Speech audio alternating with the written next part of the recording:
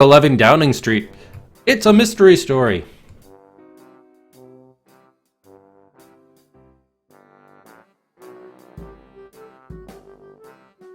Is that Rufus trying to come in? Rufus, is that you? Silly pup.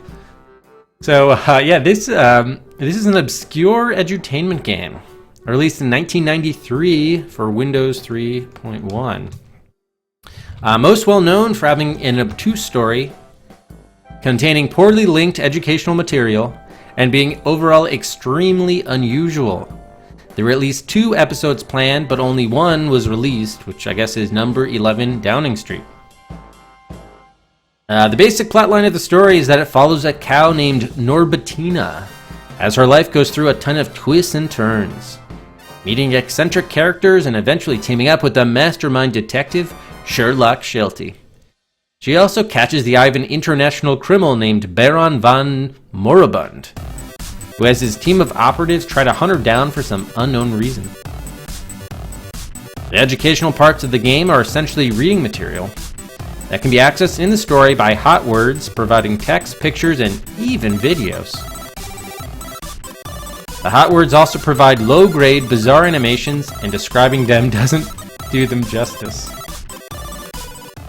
So apparently there are 5 chapters in the game. Thanks again to Aardvark for providing that, as well as technical assistance.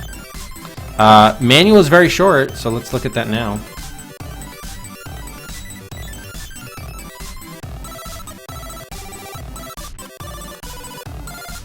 So this is, it says, take your new CD-ROM drive for an incredible test ride.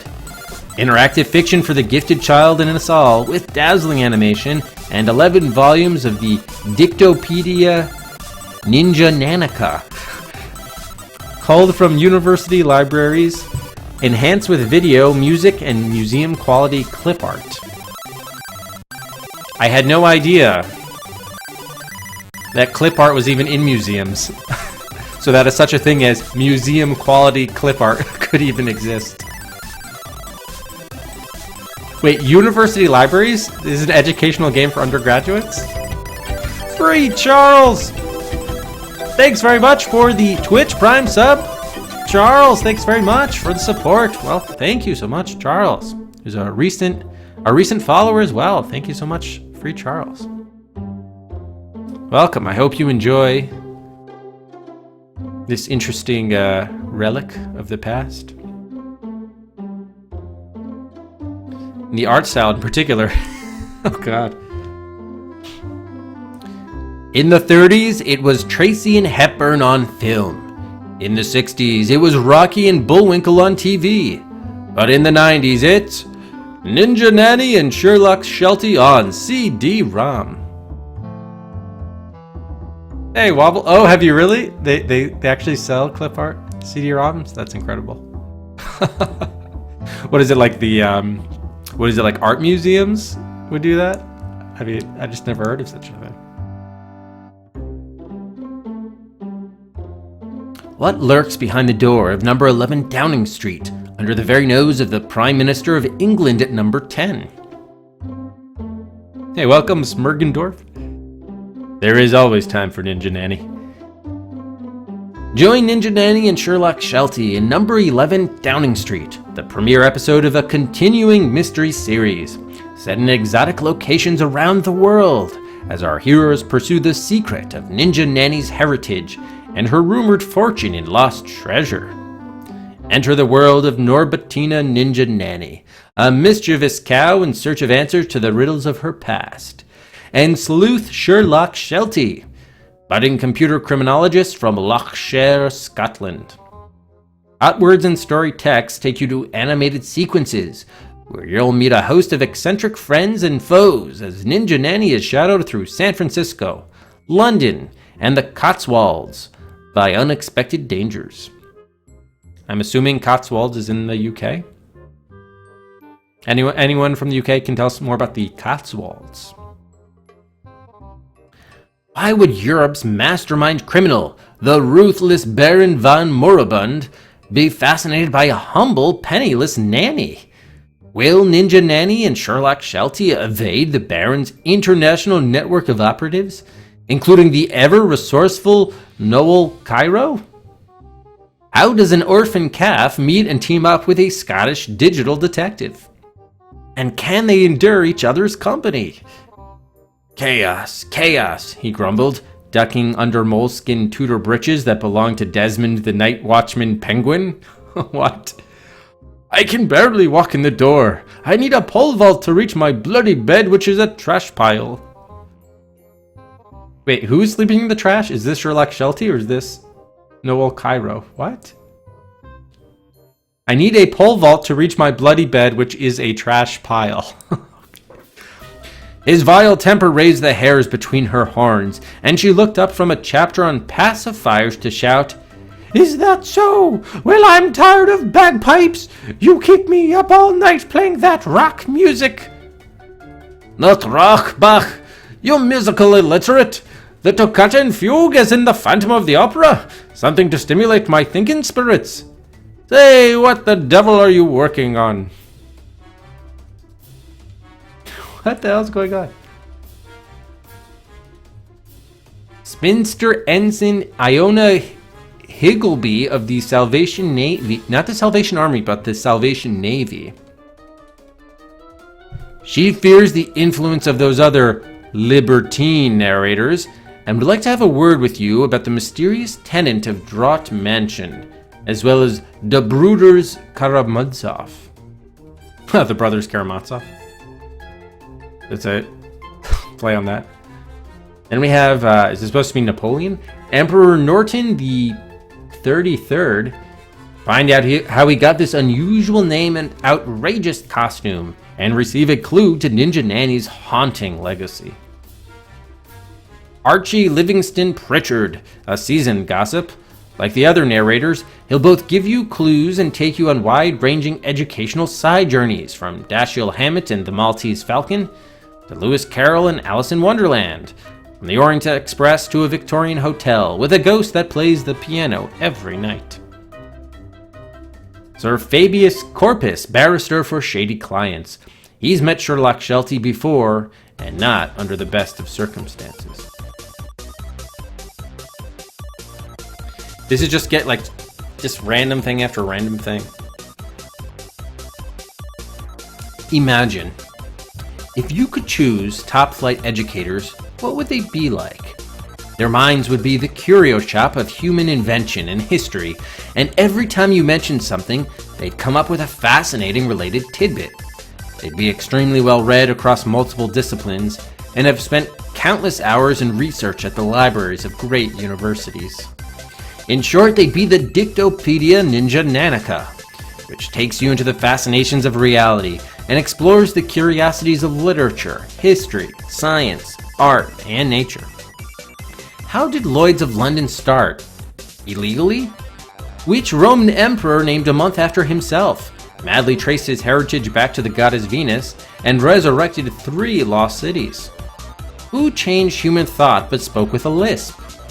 From the discovering in recent times of Stonehenge to Bertrand Russell's Principia Mathematica, 11 separate volumes of the Dictopedia Ninja Nanica. Think words, ideas, and settings used in story or sidebar narration to a miniature classical education. With guest appearances by Lucky Lindy, Harry Houdini, Emperor Franz Joseph, FDR, Stalin and Churchill, Spanish Armada, Edward VIII and Mrs. Simpson, Mae West and Cary Grant, Henry Ford in his 15 millionth car, Babe Ruth, Charlie Chaplin, Ferdinand Magellan, Harry Truman, Douglas MacArthur, Bonnie Prince Charlie, Buffalo Bill Cody, Mao Zedong, Charles de Gaulle, J. Edgar Hoover, Capuchin monks, Mikhail Gorbachev, plus the works of Mozart, Robert Louis Stevenson, Thomas A. Edison, Bach, Sir John Tenniel, Peter Paul Rubens, Aristotle, Tchaikovsky, Albrecht Dürer, Baron von Drees, Georges Bizet, Homer, H.T. Lawson, Sir Thomas More, Erasmus, Honoré de Balzac, Wright brothers, Saint Jerome, Beethoven, Pierre and Ernest Michaud. And visits to Roaring Twenties, Dartmoor Prison, Holy Rood Palace, Denmark, Golden Gate Bridge, Arabian Nights, 1910 Berlin, Mount Rushmore, Cotswolds, Tower of London, Belgium, Antarctic Sea, House of Lords, Big Ben, Edinburgh, Sir Walter Scott Monument, Hollywood Film Studio, Covent Garden, New York City, Mediterranean Coral Reef, and 100 more visuals to click on. Yes, it is quite a cast of characters for sure. Jeez. Hey, Firehawk. Yeah, that'd be great. We'll see if Babe Ruth makes a clip art appearance. I don't know what form these appearances take. It's educational. Click on hot words in the story and it comes alive with animation.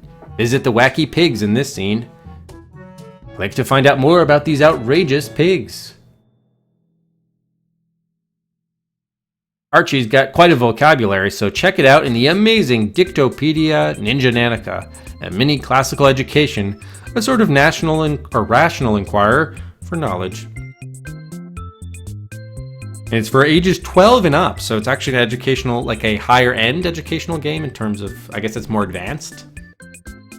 Ages 12 and up. Animation plus sound plus art. Yeah, educational ... exclamation. All right, that is that's your manual for the adventures of Ninja Nanny and Sherlock Sheltie. Oh man. All right, so why don't we do a last call for time and death guesses.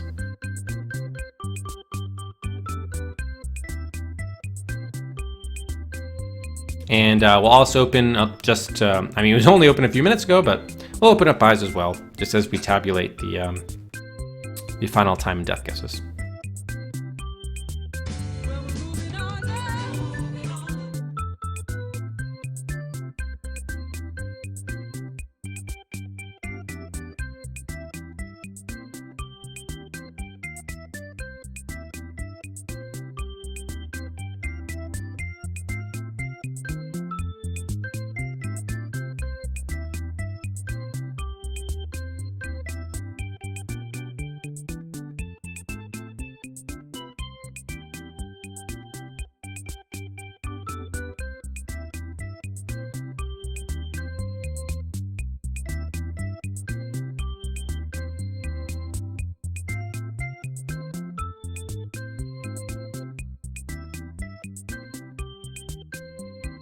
And Moth, 3 slots for Darkseid 2. Moth, Alkman, moves to the top of the raffle queue at R1. And Alkman, 3 slots for Rex Nebular and the Cosmic Genderbender, moves out of Presumed Guilty, Microsoft Adventure, and slouching towards Bedlam. Up to R5.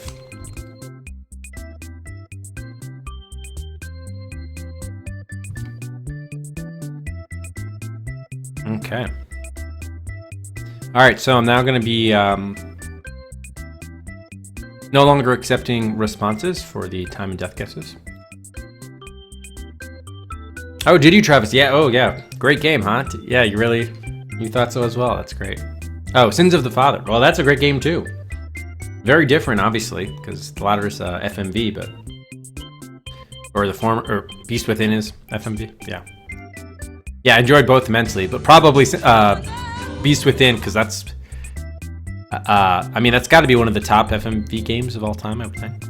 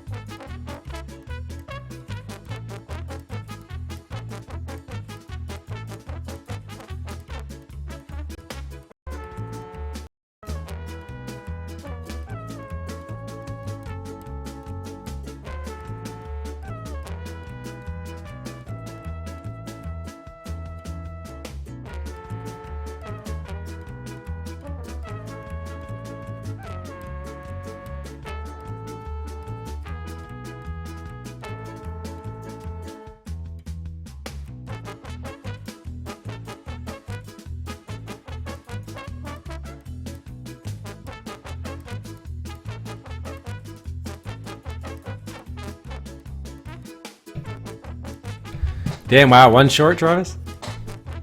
Damn. Yeah, I have to go back. Let's see, what was... You're talking about Sins of the Father? So I think you did better than I did. I think I was like... I think maybe it was like around 10 points short? Let's see. Quickly look. Oh, wait, out of 362. Were you playing the remade version by any chance? The remastered version? The remake? Because, yeah, my final score was 337 out of 342. So they're 20 fewer points. Okay, yeah, it was 20 in the first edition. I see, yep, probably. Yeah, I have no idea how that... I think, did they did reuse the original voice acting? But yeah, I have no idea how that plays. Vyurgu is a scary place, indeed. You were lucky Sting bumped your game to the top. Oh yeah, wasn't it, was it the Mickey Mouse Adventure? Oakman? No, that was Kappa's. Oh, it was Winnie the Pooh. Yeah, Winnie the Pooh and the 100 Acre Wood. That was Alkman's viewer pick that Sting promoted. Okay. Alright, so I do have all the time and death guesses are in. Let's quickly do the last couple of buys that came in. Or is there just one? Just one. It was from Nightcall for Phantasmagoria 2.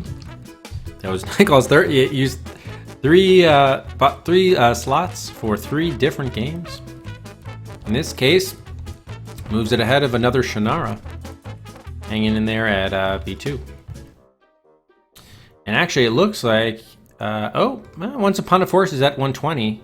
Shadowgate 116, Phantasmagoria 121. Yeah, so the new threshold to get automatic entry into the Showdown is 150 or more buys, plus top spot in the queue.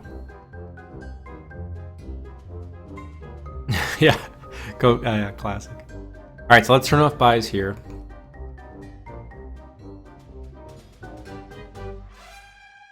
All right, and now we are going to. Oh yeah, let's take a look at the buys here, or not buys, sorry. Guesses. Time guesses. Ghost, the low time guess. Wow, we have it under 1 hour, 45 minutes from Ghost. Travis the first at an hour. Dr. Bartek the first at 2 hours. Classy Fellow 3 hours. Lanalietta 4 hours. Deck Bash 5. Finaza 6. Shakai 7. Akago and Materin 8. Nox 9. Olimars 11. Lester 15. Nightcall 19 hours.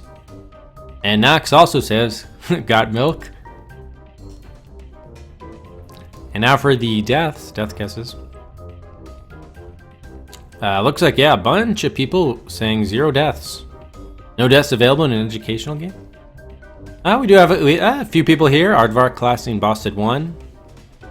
Jump up to Shakai at 10 deaths. Nightcall 55 deaths. And Dark says eternal damnation. And Nox also says how utterly majestic. Waka waka.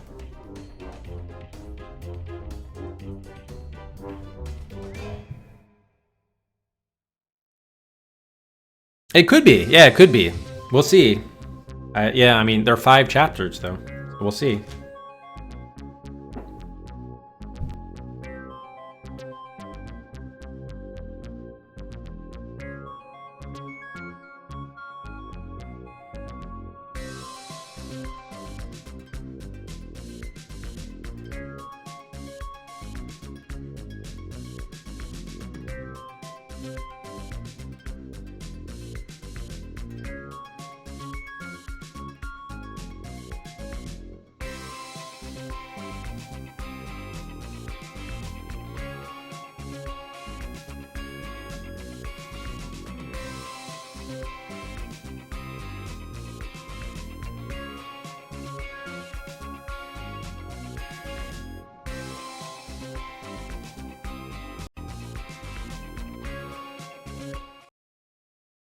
Okay. So let's see what we got here. We got Program Manager. Yes, again, this is a Windows 3 game. I think it should be in a different window here. Yep, number 11 Downing Street. So I guess that was the episode title of the game. I'm unclear whether the game is number 11 Downing Street or Adventures of Ninja Nanny and Sherlock Sheltie. But what was mentioned in the manual? Oh, educational articles. Yeah, that's true. They did say, I guess the educational content comes in the form of the articles. For sure. So I did test just getting this up and running, and apparently they say begin here, which is like kicking off the football as like a beginning of a game, is actually what you have to do to start the game, because this, if you click on number 11 Downing Street, which suggests it's the game, it actually goes to the first chapter of the, like straight there. And then and episode 2, did episode 2 exist? I don't know. I thought they never created episode 2, so I'm unclear of what all these things are, but why don't we just begin here and start our timer.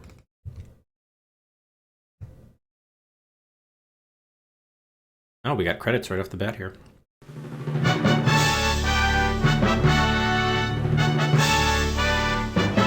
Maximize this. Silicon Alley, turning knowledge into adventure.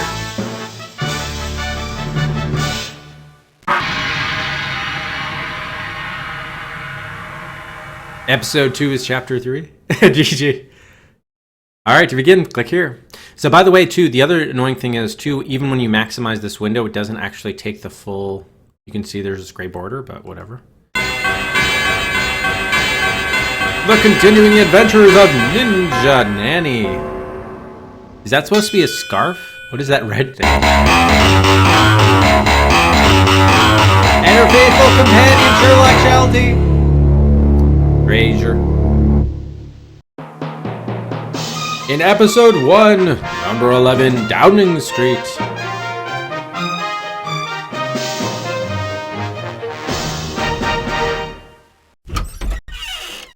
Oh, it's the window. Was that the login sound for Windows 3?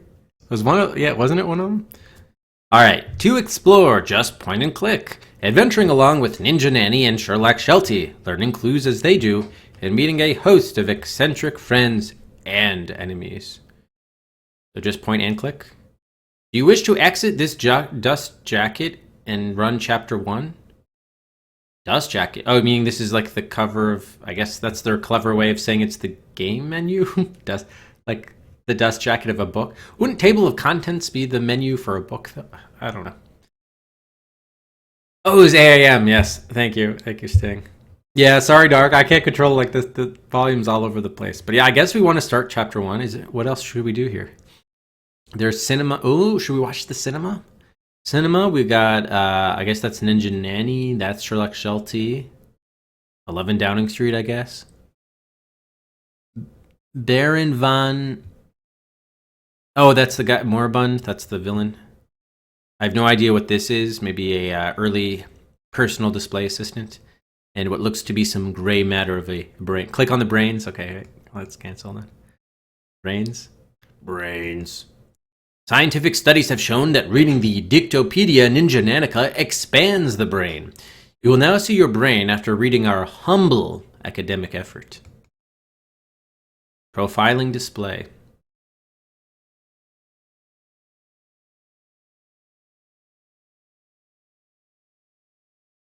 Lovely. Lovely.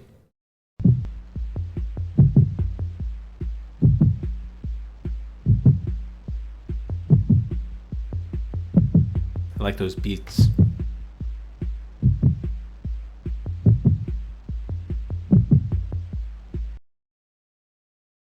That was it? That was it? What does this thing do? How does she meet and team up with a Scottish computer criminologist? Oh, so this is supposed to be a laptop?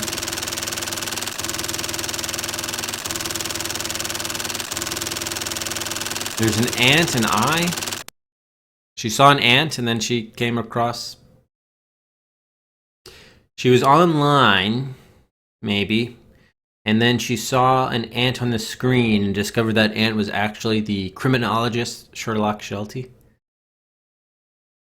Okay. Baron von... What? Why would Europe's mass... Why would Europe's mastermind criminal, the truly evil Baron von Moribund, how will Ninja Nanny and Sherlock Sheltie evade the Baron's international network of operatives, including the ever-resourceful... Wow, this goes by quickly. Noel Cairo. Yeah, I don't know. I don't even know what these menu options are. What the hell? All right, should we do cinema next? What's in the cinema? The video library for the game? Oh no, it's just the continuing adventures again.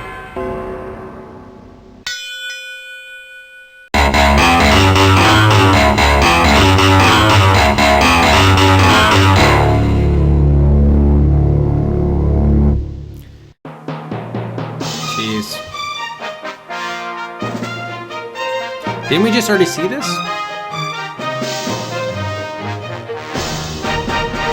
Was that basically restarting the game? That just basically reset the game. Wow. Now I'm concerned if I click on this, are we going to see that same thing again? Yup, yes we will.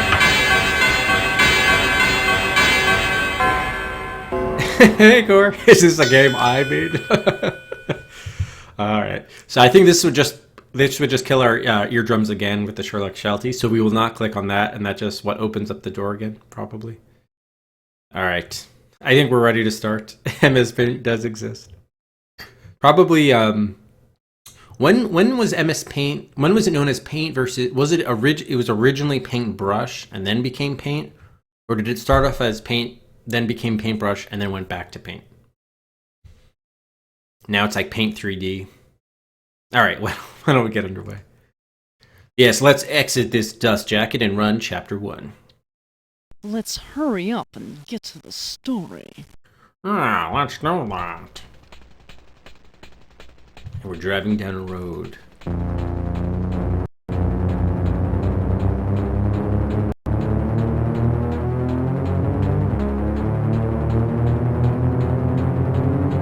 think I saw a punch buggy there.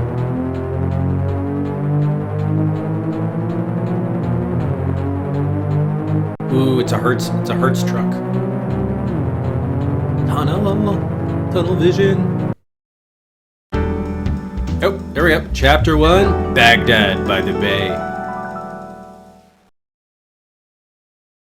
How it all began. Part 1. Is that a dodo bird hatching out of an egg? Chapter 1, Baghdad by the Bay. Maximize. Directly above the surf, Norbertina One Beer? Wait, there's a cow whose last name is One Beer. Okay. Norbertina One Beer stood on a cliff, wondering what to do next. More than 14 hours ago, she'd opened the latch string of Rancho Buluna's main gate and sneaked down the gravel driveway, rather pleased to make a clean getaway. The first few miles were pleasant adventure, but at this very minute her mouth was salty from thirst. Every hoof ached and the right front one had already started to blister. Well, maybe running away from home had been a mistake. Pretty soon it got awfully dull trotting along without any company, so the Halfsteen slumped at road's edge, unable to stay awake any longer. Eyelids drooped shut, then her chin sagged against her chest. Warm bowls of minestrone soup filled her cows are eating minestrone soup. Filled her dream. Yet a moment's nap had scarcely elapsed when brakes squealed and loud, angry honking ended sleep. Crazy cow and... Whoop. Oh, we can click on this?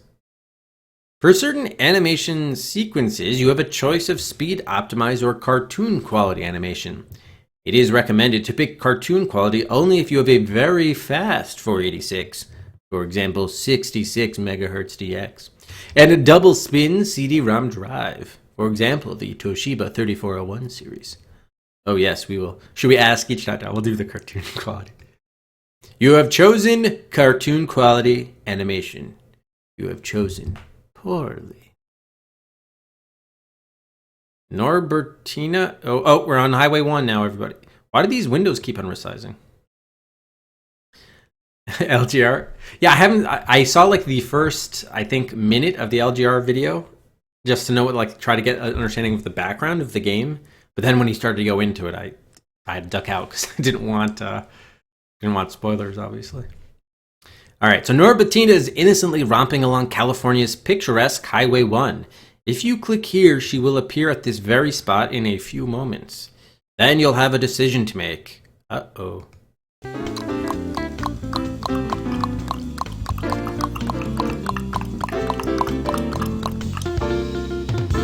Where are Monty Python coconuts? What side of this busy highway do you think poor Norbertina should walk on? Oh man, let's see if we can get a death off the bat. Let's have her go down that center stripe. I want to see her continue walking down the center stripe. See what happens.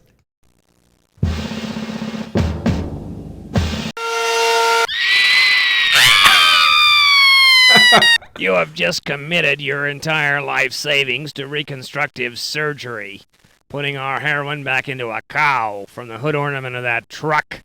Would you like to reconsider your decision? So wait, hold on. Is this a death? So you bet I want my money back, or damn rich, get me back to the story. So wait a minute. We committed our entire life savings to surgery. Do we want to consider? Wait, so if we get the money back, we don't have the reconstructive surgery, meaning Ninja Nanny is fucked? Is that what's going on here? Is that we have to ascertain whether or not this is actually a death. Hey, Docs. Let's take our money back. See what happens. Does the game restart or? Oh, so it just restarts the decision.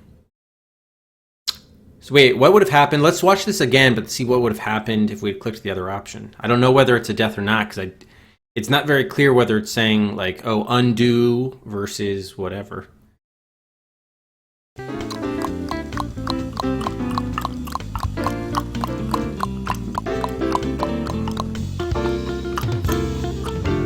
What is that on her tail, by the way? What side of this busy highway do you think poor Norbertina should walk on? Is that supposed to be a fly swatter? And what is she wearing here? Some rainbow-colored something or other? And she has pink horns. Pink horns. Oh yeah, sorry, Doxy. I was an earlier start than usual. I apologize.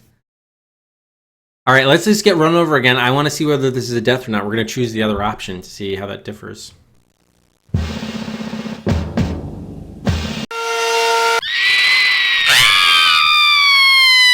You have just committed your entire life savings to reconstructive surgery, putting our heroine back into a cow from the hood ornament of that truck. Would you like to reconsider your decision? Nah, I'm rich. Get me back to the story. Oh. So what would have happened? I guess we'll choose left or right. I don't know what the point of this is, but and whether these are deaths or not. Can we get a ruling from chat on this? What side of this busy highway do you think poor Norbertina should walk on? Left side.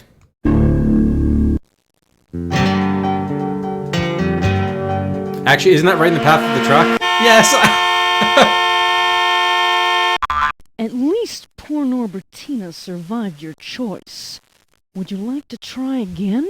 Okay, so here they say you survived, but the other one it says like, well, you got reconstructive surgery, so I guess she wasn't technically dead. She was just mostly dead. So let's go on the right side.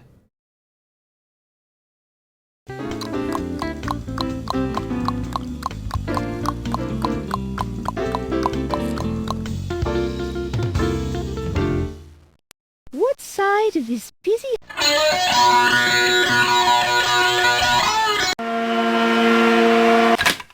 You have ruined the plans of the occupant of number 11 Downing Street.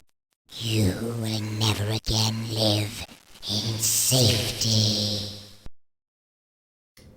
So there's no way not to get run over or apparently have some demonic golem come out and threaten you with doom.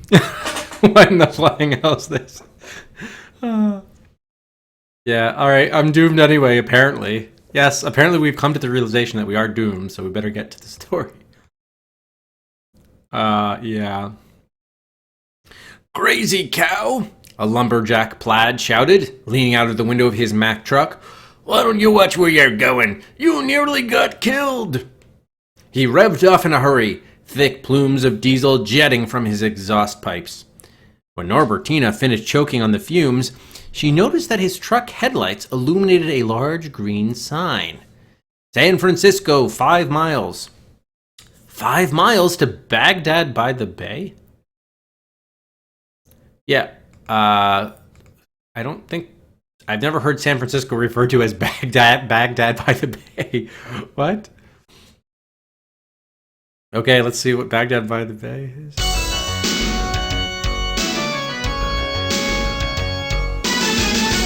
Well, for you, I got out of bed this morning and here I am. Pardon my sloppy appearance, but I'm still recovering from a wild night that started at... Oh, but that's another story. Allow me to introduce myself. I am Emperor Norton the 33rd, latest winner of San Francisco's Emperor Norton Lookalike Contest, named for the late famed and honored greeter of visitors to Baghdad by the Bay. Newspaper columnist Herb Caen first coined that phrase. So, apropos of my distinguished hometown, anything can happen here. Anything at all. Oh, so it actually was? Wait, so Herb Caen is a real newspaper columnist that actually called it that? Wow. Okay, apparently we're learning things. It is, the game is educational, indeed. Living up to its reputation here. Indeed, if you are fortunate enough to ride the Powell and Mason cable car, you might see a cow standing near a three-piece suit from the financial district and a stork in a baseball cap. Now get back to the story, where you belong. Norton's very own Dictopedia? What? Where? Appearance, expression... Oh, it's like a... It's a dictionary / encyclopedia. Yeah, Dictopedia, I guess that makes sense. Baghdad by the Bay. Okay, here we can learn about Baghdad. Herb Caen's term for San Francisco, an exciting, ever-changing modern city that he implied compared with the Asian Baghdad, made famous in the Arabian Nights. Is this going to get another story going? Yes. Wow. What art? Look at this guy over here. Okay, we can't do anything here? No? Return? Founded by Caliph Mansur, 762, as a center of learning and culture during antiquity, the Arabian Nights Entertainment, perhaps better known as the 1001 Nights, are a collection of tales set in the Central Asian court of King Shahryar. The king becomes so furious when his wife betrays him that he kills her, and then still enraged marries a new wife every day and kills her the next morning until no more women can be found? Wait. So did the women keep on betraying him on a daily basis? So he kept... What? However, the vizier's, Muslim minister of state's, eldest daughter... The diagram of a baseball field? What? Oh, we skipped over to baseball. Okay. Scheherazade finds a way to save herself and others, telling her father to give her into marriage to the king. Every night Scheherazade tells a story, leaving it unfinished and promising to continue the very next day. The stories are fascinating, and the king's so anxious to hear what happens next that he puts off her death day by day until at last abandoning the cruel plan. Among Scheherazade's most famous tales are those about Aladdin, Ali Baba and the 40 Thieves, and Sindbad the Sailor. Not Sinbad, but Sindbad the Sailor. Psychedelic version, yeah, Microsoft Encarta, God. Now we can read about baseball. How many, out of curiosity, how many entries are in here? Oh, wow. Oh, actually, not as many as you would think. Or is this different for different things?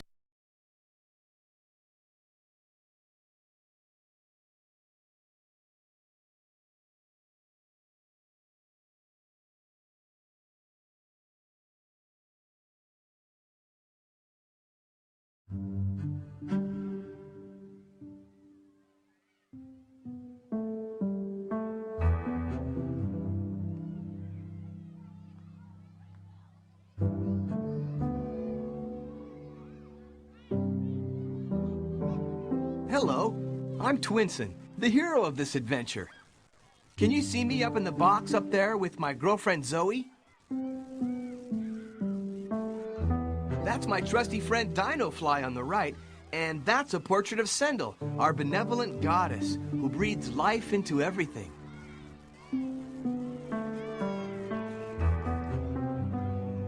Thanks to the medallion and the magical power she gave me, I was able to save our beautiful planet Twin Sun. I had to investigate all the islands to save Zoe and prevent our world from being destroyed.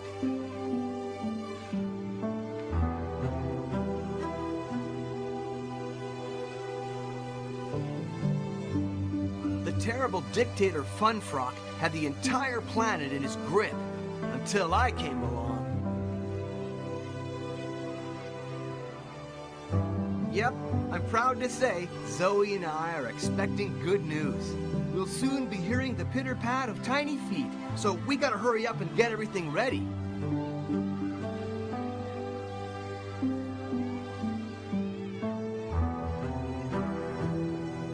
Our world lives in peace nowadays. Everything's calm, and we all have our place in the sun.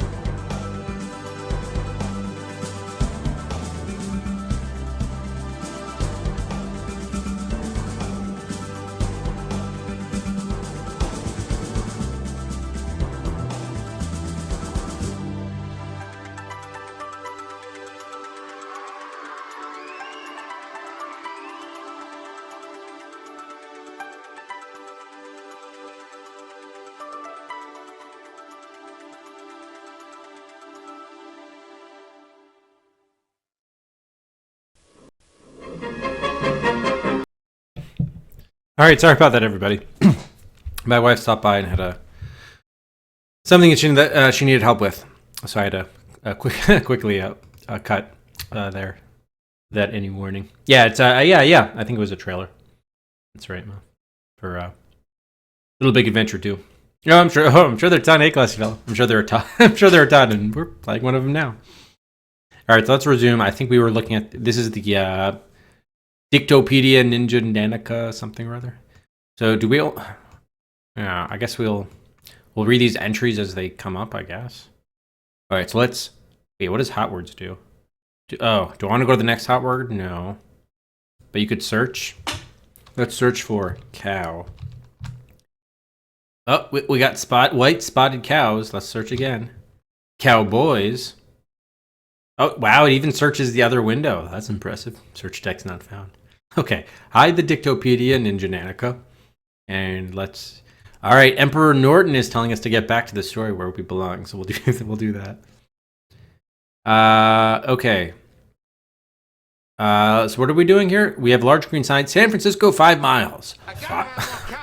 In 5 miles to Baghdad by the Bay? Was it really worth going ahead? The thought wrinkled her nose. Indecision temporarily faded when the Halfstein began walking to stop her legs from turning numb in the early cold. You're still here?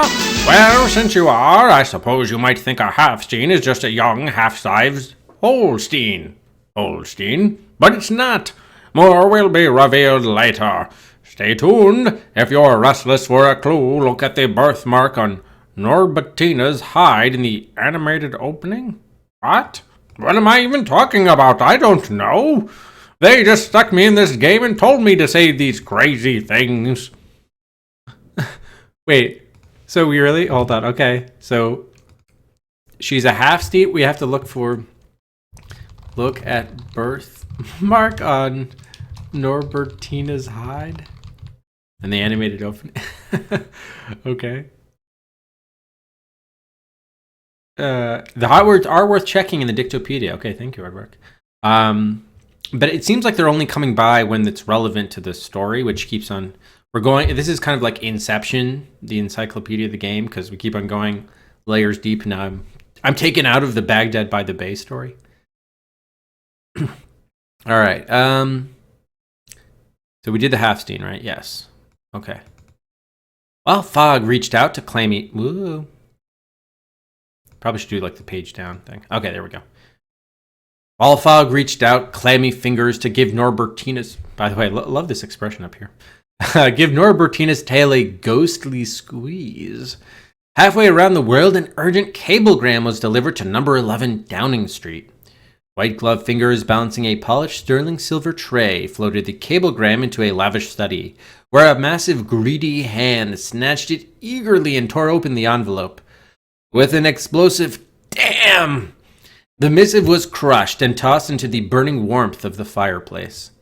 For one moment, as licking tongues of fire turned the paper to ash, the cablegram flared open and its words stood out brilliantly. Unable to find Halfstein you want so badly at Rancho Bulinas.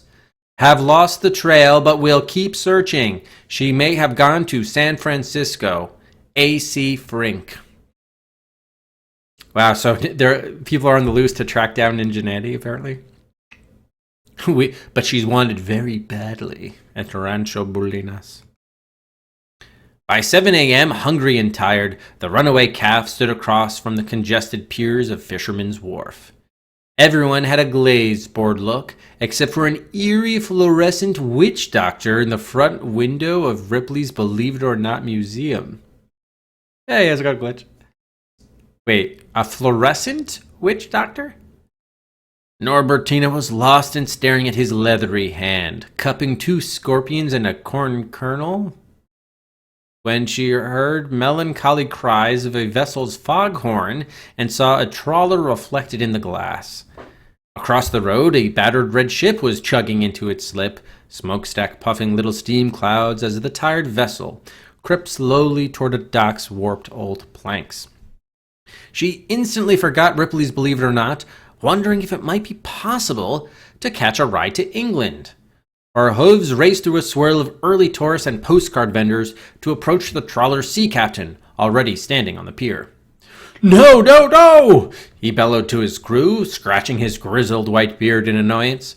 10 more degrees starboard! Put it down next to me!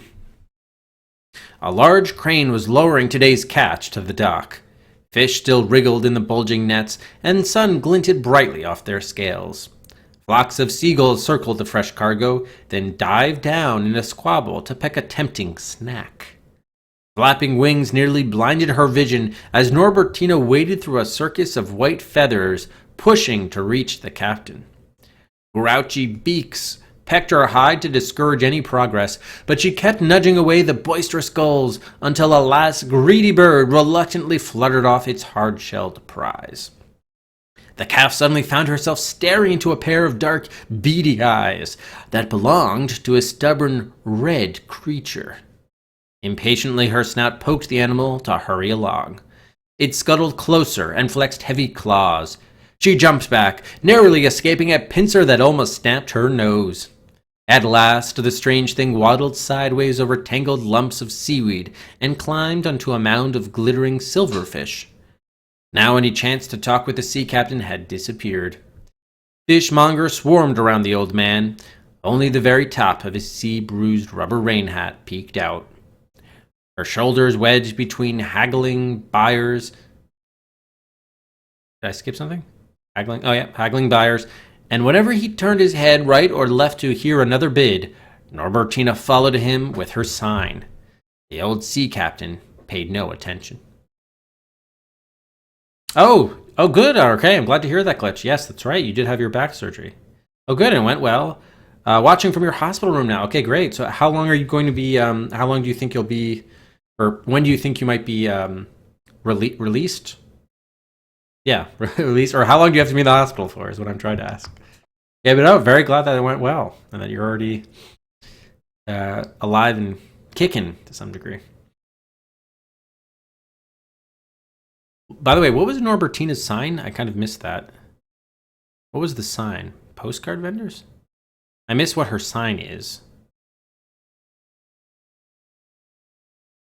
An itchy cloth coat brushed against her side as a stocky, bald merchant finally muttered, All right, I'll take the whole load, mackerel and shrimp, but you better not cheat me on the weight. She was just one step from the sea captain's elbow when a mechanic in greasy overalls shoved her out of the way. His clothes reeked so strongly of gasoline that it nauseated her empty stomach. Shouldn't that be stomachs? Hey, Sylvester, how many gallons you want today? The mariner stuffed tobacco in his briar pipe with a dirty thumb, then shrugged. If it's the same price as yesterday, I don't want any. Oh, discharge. That was the verb I was looking for. Oh, good. So it's only like a day and change in the hospital? Oh, but it could be Thursday. All right. Well, it definitely could be worse. That's good. So you're not there too long. Very good. Yeah, but yeah, definitely best wishes for a speedy recovery. How long are you going to be? Oh, yeah, I think, we asked you that last night. How long you thought you'd be out of walking commission for? Oh, come on, it's only $1.31, the fuel man said lightly, wiping a sweaty forehead with his pocket rag. Morrissey's trawler can afford it. My God, you're a highway robber and Morrissey's a fool, the sea captain shouted. His small dark eyes squinted in aggravation while his lips tightened to a thin, gray line. $1.10 is my final offer. Forget it. Go buy in Oakland. I will. So Sylvester is the sea captain? Sylvester clamped the pipe stem in his mouth, then turned back toward his dented red boat. The half-steam shagged behind his salt-crusted galoshes, following in damp footsteps. You can go down, drown in your rancid fuel, the mariner hollered, before stomping angrily up his plank. Norbertina felt wood vibrating under her hooves as she sneaked afterwards. The sea captain wheeled around. His heavy galoshes tramped down the gangplank so fast that her sign was suddenly pressed against his stomach. Hey, cow! What do you want? Can't you see I'm busy? His weathered face crinkled into a network of hot-tempered lines. The thick black apron retreated just enough for his eyes to glance across her freshly lettered words. England? Are you mad? This is the Pacific Ocean, not the Atlantic. Oh, that's right, they're in San Francisco. Oh, that's right, she wanted to get a ride to England, right. Although we don't know why. Maybe she's a Jersey cow, so she wants to go to Jersey. Or she's just a Halfstein. Hey, Duriel. Yeah, we're unclear as to what this is. Yeah, I do have some water ready. In fact, I'm going to have some right now. Good call, Classy.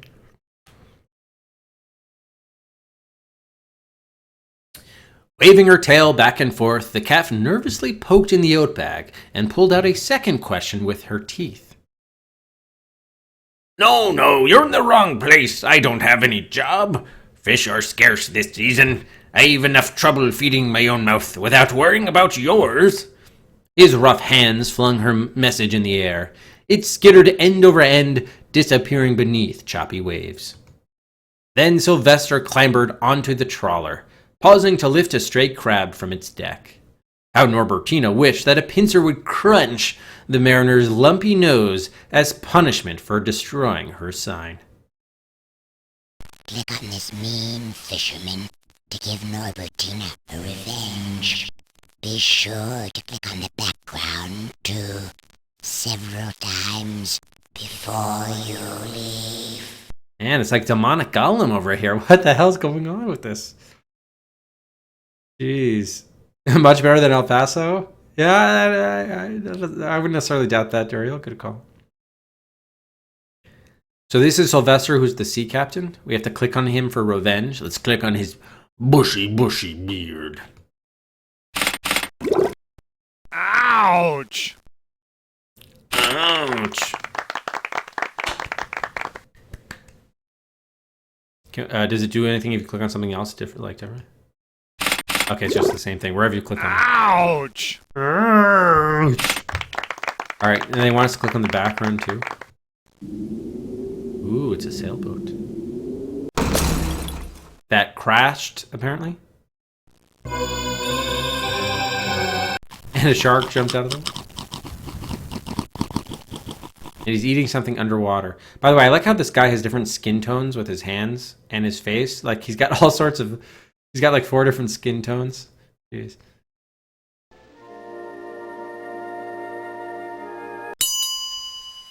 We're sorry, but as you can tell from the bell, the fish was called to school with the other fish.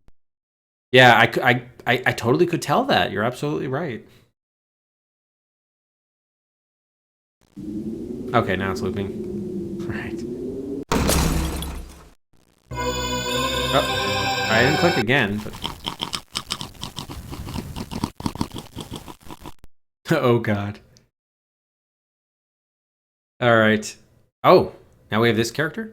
Click on this mean fisherman to give Norbertina a revenge. So if I click on Ninja Nanny, we go back to the truck scene? Background, Yeah. too, several times before you leave. Before you leave. What are these? Do I want to go to the next hot word? I think we saw all the hot words. No, cancel. Chapter 1's very own Dictopedia. Oh. Do we have to read all of this? Asphalt. We haven't even seen the asphalt. Yeah, that's a lot. Okay. Fool. I don't know what a fool is. Oh, shit. Did I just... Oh, I just fucked that up. No, give me... What happened to my window? Oh, man, I'm so... Been a while since we did... Oh, wow, we got a lot of windows open here. Mackenzie & Co., the 7th level from Monty Python. Ah, I closed it. Fuck. Do we lost our progress? Can we just go jump in like this? Oh, that was part 2. Shit, no, we don't want that. No. They keep on opening up new, The mystery unfolds. They keep on opening up, like, new windows here. Chapter 4. No, we didn't make chapter 4. That's crazy they let you just jump right to it, though. They're not even allowing me to close this. Okay, now we close. All right. God damn it. Oh, we could have just done Baghdad by the Bay, but whatever. Apparently, whatever we choose doesn't have any effect. Okay, yeah, here's that thing they were talking about. Birthmark on her hide. So I guess they're talking about this thing? I mean, is that a birthmark, really, or...?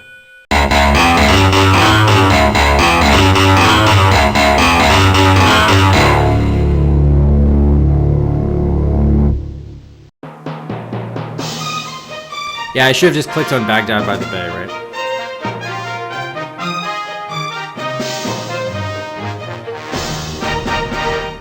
They didn't even say, are you sure you want to quit or anything like that. Hurry up and get to the story. We have to go through this again? Here's like another window inside the window.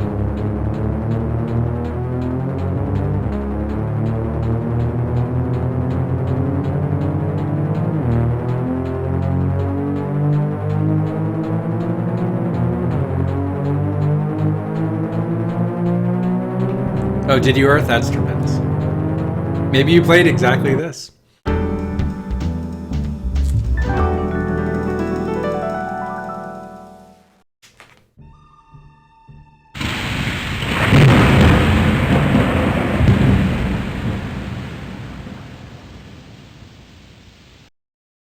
Man, just get back down here.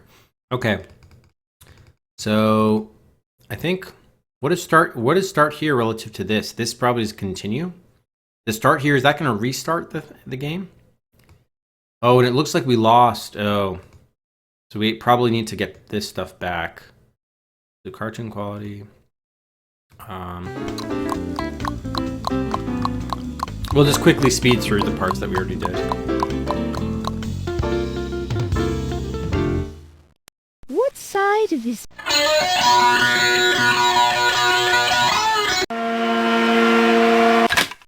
You have ruined the plans of the occupant of number 11, Downing Street.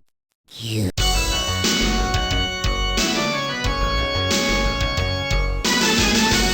There is no progress, but how can that be?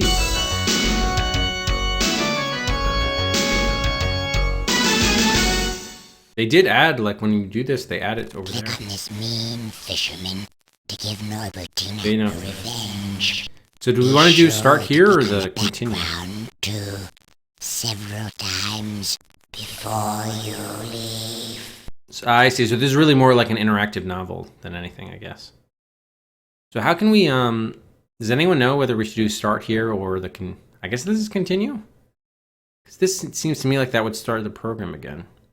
Let's try doing continue. Oh, chapter 1, Back by the Bay, scene 2. Scene 2. Noisy September rain pelted hotel awnings and rapped on car roofs like an angry fist. Still, the storm persisted, pouring its fury down until the gutters were alive with buckets and buckets worth of surging water. Wet afternoon became a soggy, cloud-ridden evening, and by the time twilight darkened the sky, the Halfstein was soaked to the bone. By the way, I guess I don't know how else to do this. We'll give a Cedric because we're on scene 2. I don't know. On a steep hilltop, she paused to rest her hooves directly in front of a Victorian row house. Inside its front parlor, little jets of flame danced. What? Oh. Over fireplace logs, while the family sat cross-legged on a Chinese rug playing with a toy train set. Two little boys laughed and laughed, putting candy soldiers in brightly colored freight cars as the locomotive rounded an oval layout. They were warm and happy and safe, while Norbertina was cold and miserable and starved. She peered through a barrier of window panes, envying the good fortune that seemed to enfold each one of them like comfortable old clothes. Tempting smells of pink and blue hydrangeas briefly distracted from loneliness. So many puffy blooms peeked out between their hedge, surely the family couldn't miss just one. Very carefully, her eyes swept up and down Lombard Street, checking for an idle policeman. A flower slid down her throat in a gulp, and the calf's eager lips began surrounding another set of petals when porch lights winked on and the front door swung wide open. It's something. Excitement over a free meal was instantly forgotten. Norbertina dived below their hedge to hide from trouble, huddling into a cramped ball. Oh, right. As one skateboarder snapped off a curb, yodeling while his wheels zigzagged down a hill. A yodeling skateboarder, okay. She was about to get up when high heels clicked tediously across pavement. The street lamp shed its flickering light on the new visitor, dressed in a wilted lace hat with black veil that barely concealed the strict woman's chalky white face. Skin clung so tightly to her cheeks that the stranger's bones almost jutted right out. A bulging rattan suitcase jabbed the Halfstein's ribs, and she bit down on her lower lip to stem any cry of pain. One step at a time, the visitor fumbled upstairs, almost dragged down by heavy luggage. Hey, welcome back, Russell.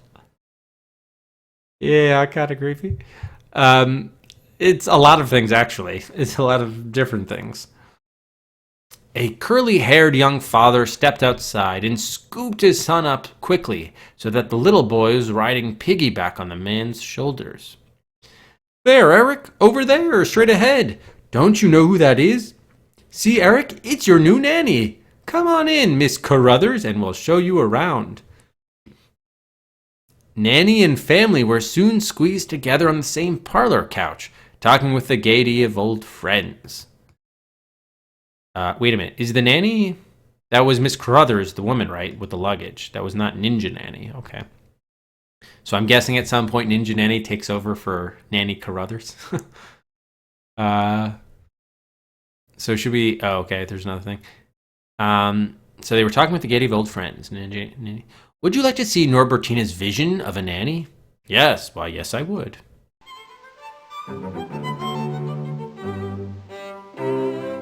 It's very Mary Poppins type situation here. They're playing with the hoop and stick. What it means to be a nanny. Why did that need to be a separate window? Return. Okay. The calf slunk away in the darkness, nearly tripping over her own tail. And Russell August, thanks very much for the follow. Welcome to the DOS Adventure Quest, Russell. Every shadow seemed dangerous, so Norbertina took shelter in a well-lit alley. Leaving Rancho Bolinas had been a big mistake. There were no crickets singing in the city, no long green blades of grass to somersault through, and worse, there was no Ernestina here. Even Heineken's bad temper or Mildred's complaints seemed much better than resting near a dumpster that leaked odors of rotten lettuce and stinky fish. Let's look at Heineken's bad temper. Oh, Heineken's the horse?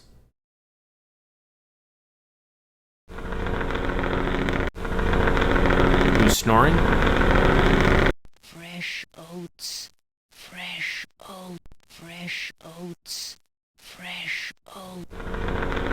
Is he sowing his wild oats? Why did... Oops.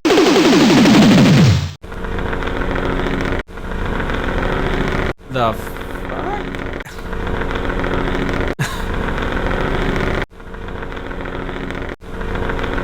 Wait a minute. So the oats came in, fondled his crotch, and then went back out. Was that supposed to be like... he's sowing his wild oats, everybody. Heineken could sleep all day. You better click on something or you'll fall asleep too. Oh, can we click on the nail? No. The tail? There's some guy hiding in his ass? No, we can't see him again. Oh my god, what is going on? Stay out of my oat bag! Stay out of my oat bag. Or else. Heineken. Heineken. Love Heineken. What the hell? Yeah, this was a real commercial game.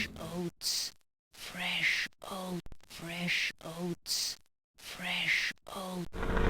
Why is there a cow under there?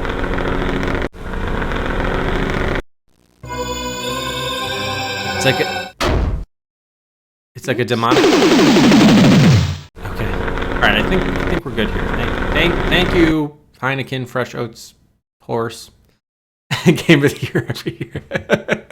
What the hell was that? Oh my god. All right. Right, so even Heineken's bad temper or Mildred's complaint seemed much better than resting near a dumpster that leaked odors of rotten lettuce and stinky fish. Cold penetrated her bones, so she huddled against a brick wall for warmth, missing her soft bed in the One Beer's kitchen. Lying down cautiously with eyes wide open, the calf listened to a wailing fire engine, wondering what on earth was going to happen tomorrow. Only last morning, warm sun spilled across her kitchen mattress. The cow got to sleep in the kitchen on a mattress? Her kitchen mattress while she flipped through the encyclopedia. A woman in ruffled nightcap was holding a crying baby next to the definition, nanny, child's nurse, or governess.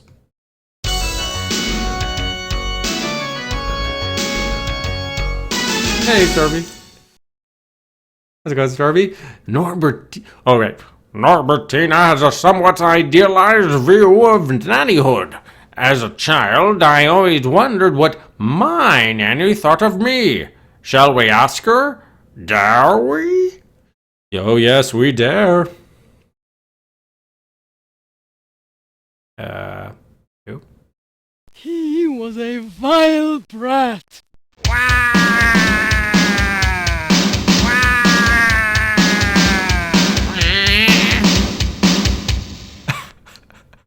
He was a vile brat. With a fork and a pocket watch. And it looks like a wooden cross there, too. Sinitar, thanks very much for the host. Welcome, everybody. To you, something that we're playing. Oh my god. Maybe it's Emily Dickinson. All right.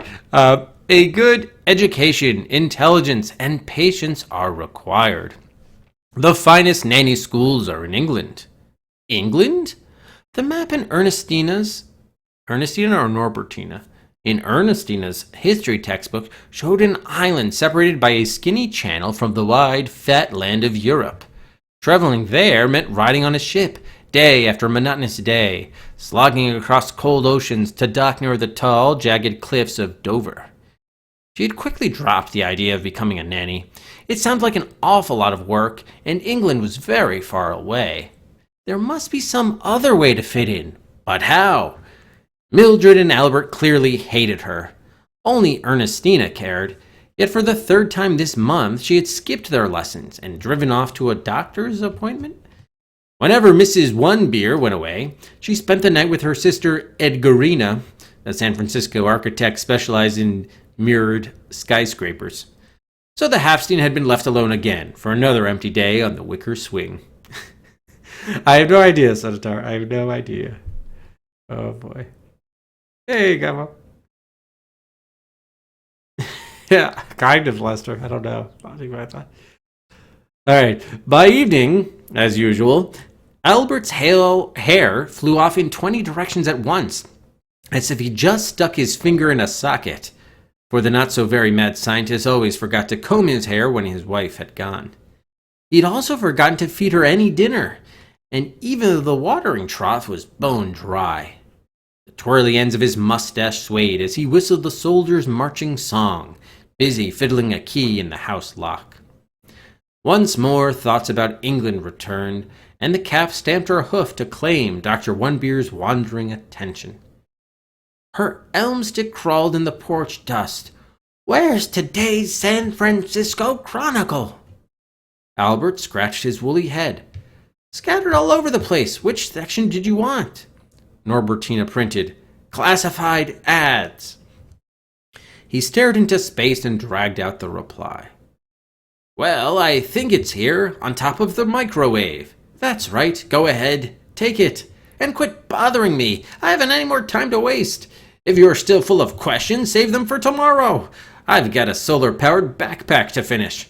Now go sleep in your stable and stay out of my way. He'd clamped the writing stick under his armpit, then pointed in the direction of her stall, before slamming the kitchen door in her face. Yeah, pretty much during Duff. I'm having trouble following it myself. Inside, it's actually like the language and sentence structure is not actually the worst. Like, the writing could be a lot worse for sure, it's just the plot makes no sense. Inside the faded red barn, Heineken the Clydesdale draft horse was already snoring, while Omar the rooster chattered his beak against a rotting board. Sleep proved impossible. Halfstein sulked across a gravel path, tiptoed back to the porch with its bright floodlights, and pulled the newspaper out from under a brick. What was it doing under a brick? At last, reading might bring a little solace, but hunting through columns of fine print only produced the terrible fact that passenger fare on a cruise ship to England cost $5,000. She was brooding over how to make that much money when a sudden wind snatched the San Francisco Chronicle from her hoofs. The paper gusted into darkness, and Norbertina felt so lonesome that she could barely pinch back tears that threatened to roll down her nose. No one cared. Clara the hen and her chicks were simply interested in gossip about the One-Beers. After they'd heard a story, they went back to pecking corn and ignoring her. Since Heineken accepted that she could read the lettering on his fire carriage, he refused to speak another word. With Mrs. One-Beer gone, Rancho Bolinas no longer felt like home. Soon, all her friend's time would be spent on the babies, just as Albert had said. It was pretty clear that the only answer to her problems was becoming a nanny. Sadness put a lump in her throat as the grandfather clock in the One-Beer's living room chimed 8 times. Pretty soon, Mildred would tramp outside to eat a nightly snack of hot fudge cake under the stars. There wasn't anything to be gained by moping around the ranch any longer. The Halfstein scrambled under the swing for her alphabet blocks and fumbled through letters. 6 P's, a dozen E's, but only 2 N's. There weren't enough N's to form the word nanny, so she'd left Mrs. One-Beer the message. Gone to learn, be back someday. Her eyes had stared at the words a long time. Then she poked under the corral's fence to fill an empty oat sack with a snack of fresh grass. Once it was looped around her neck with one piece of the Clydesdale's old harness, Norbertina had started across gravel to a cold asphalt highway leading to the Golden Gate Bridge. Click on this drawing to learn more about the Golden Gate Bridge. The Golden Gate Bridge is one of the world's longest suspension bridges and arguably the most elegant and spectacular, largely due to its uninterrupted middle span. How is this possible when most bridges, even the Oakland-San Francisco Bay Bridge, are supported by pillars sunk in the bottom of the bay? Click on this text to see what the Golden Gate Bridge would look like if it were held up by pillars instead. Rather than being supported from below, the weight of all cars and the steel deck are suspended from a yard-thick cable strung between 2 enormous towers and anchored in huge concrete blocks weighing twice any possible load. Click on this text to see just how much the weight the cable holds. 100 million pounds of steel, plus 1 cow. Would you like to know more about this famous bridge? Sure, why not?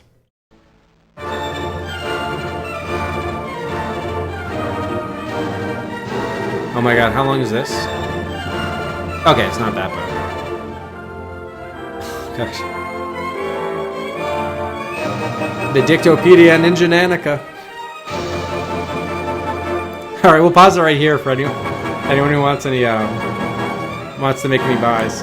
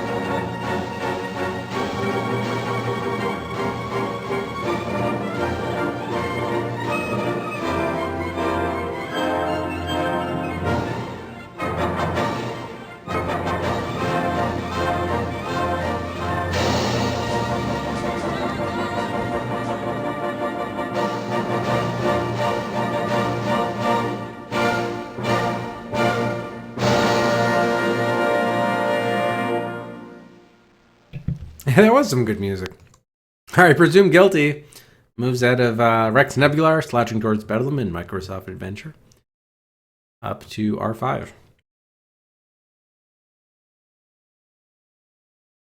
Yeah, I don't know. I guess we're supposed to learn. That's the whole point of the game. So we gotta read the content.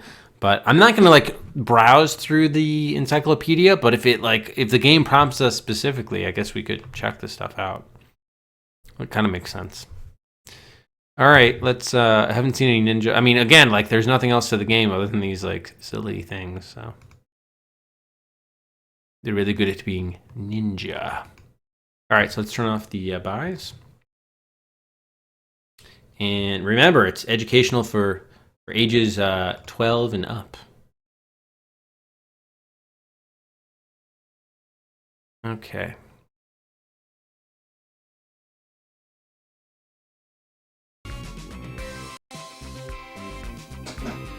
The Dictopedia hot words. Yeah, okay, let's take a look at the Golden Gate Bridge. Connects Marin County to San Francisco, stretching across the bay with an overall length, including freeway and ramps, of 7 miles.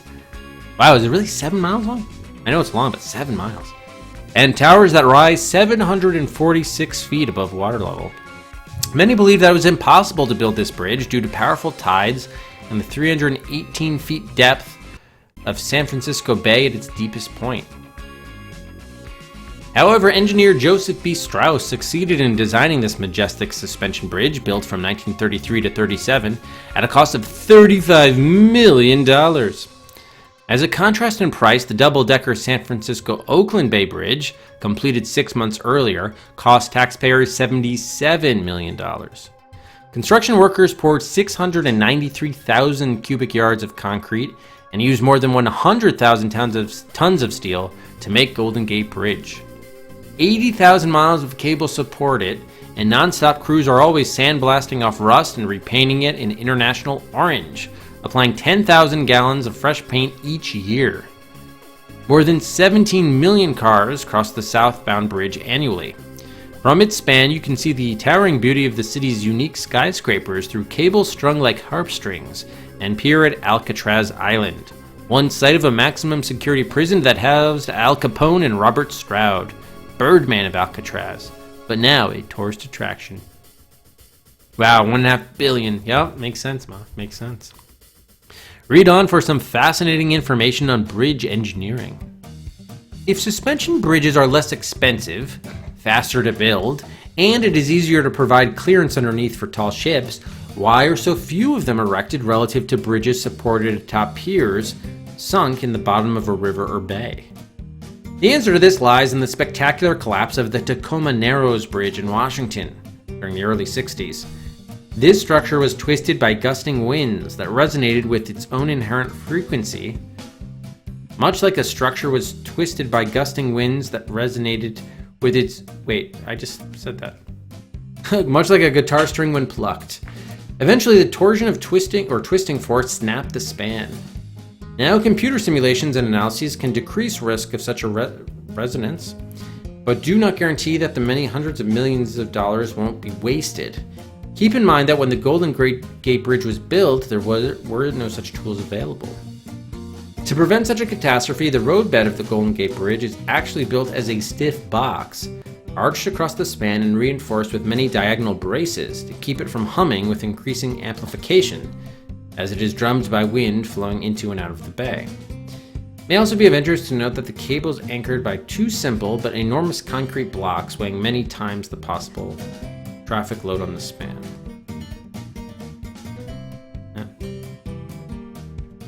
All right, so how can a cable... Oh, really? Was that actually a level? So could you go inside the prison thing as Tony Hawk? How can a cable be made long enough and strong enough and still be lifted across the bay?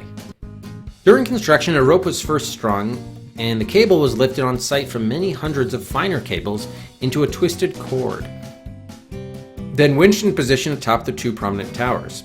The cable is about 1 yard thick and actually expands and contracts on rollers as it is heated or cooled by weather.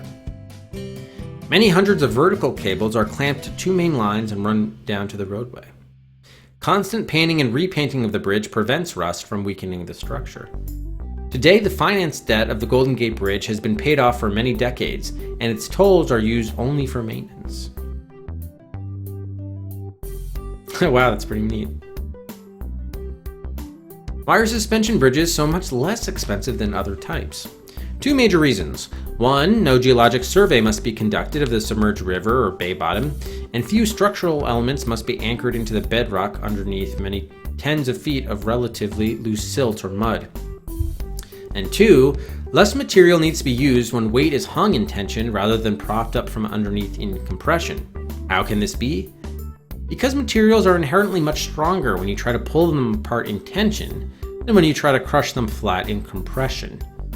For example, it is relatively easy to crush a soda can underfoot and far more difficult to pull it apart end to end. Good point.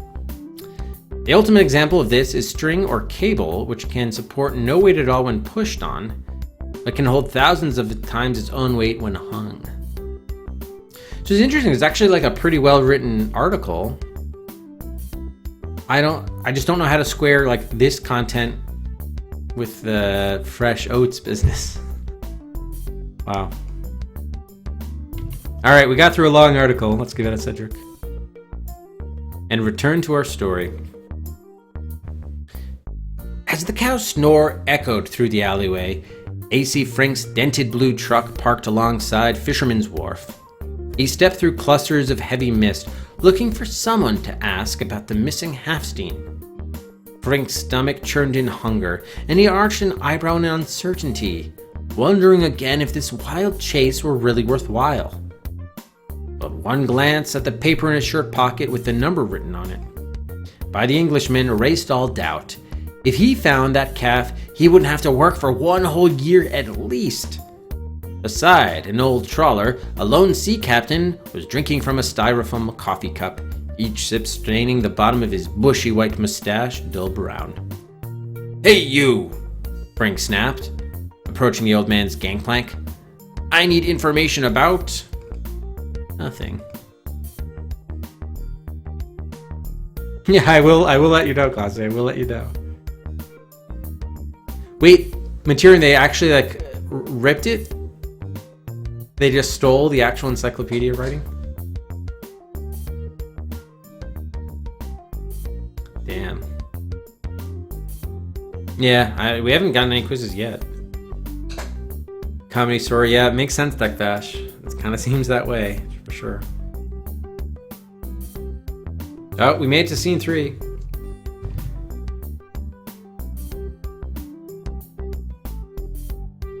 It was still, how many scenes are there per chapter? Jeez, I feel like each time we're reading this, it's a chapter.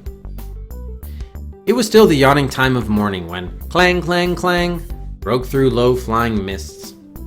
Norbertina rubbed the half-remembered fragments of Rancho Bolinas from sleepy eyes and started down the cobbled alley toward a brown and yellow cable car advertising Powell and Mason streets. Oh, by the way, so it does look like this is the last scene in chapter 1 because chapter 2 is next. All right, let's take a look at the cable car.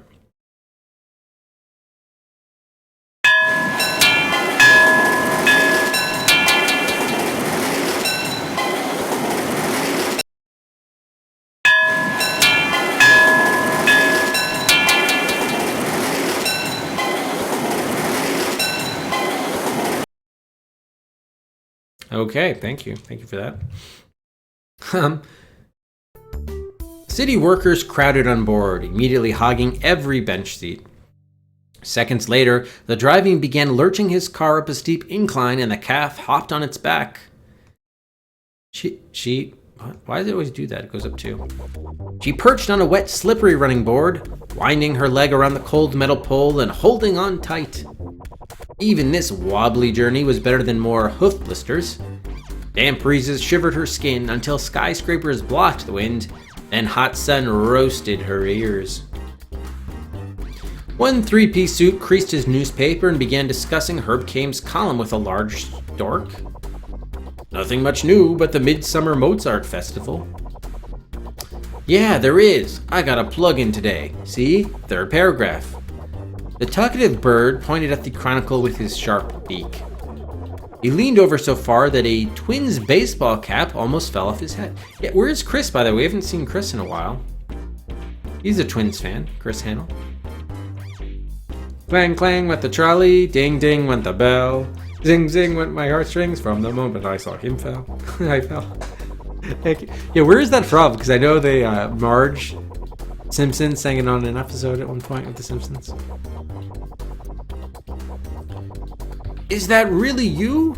The businessman looked doubtful.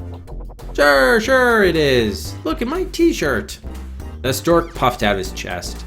Bold green letters were printed on red cotton. Ray's Deliveries. Take out boys and girls.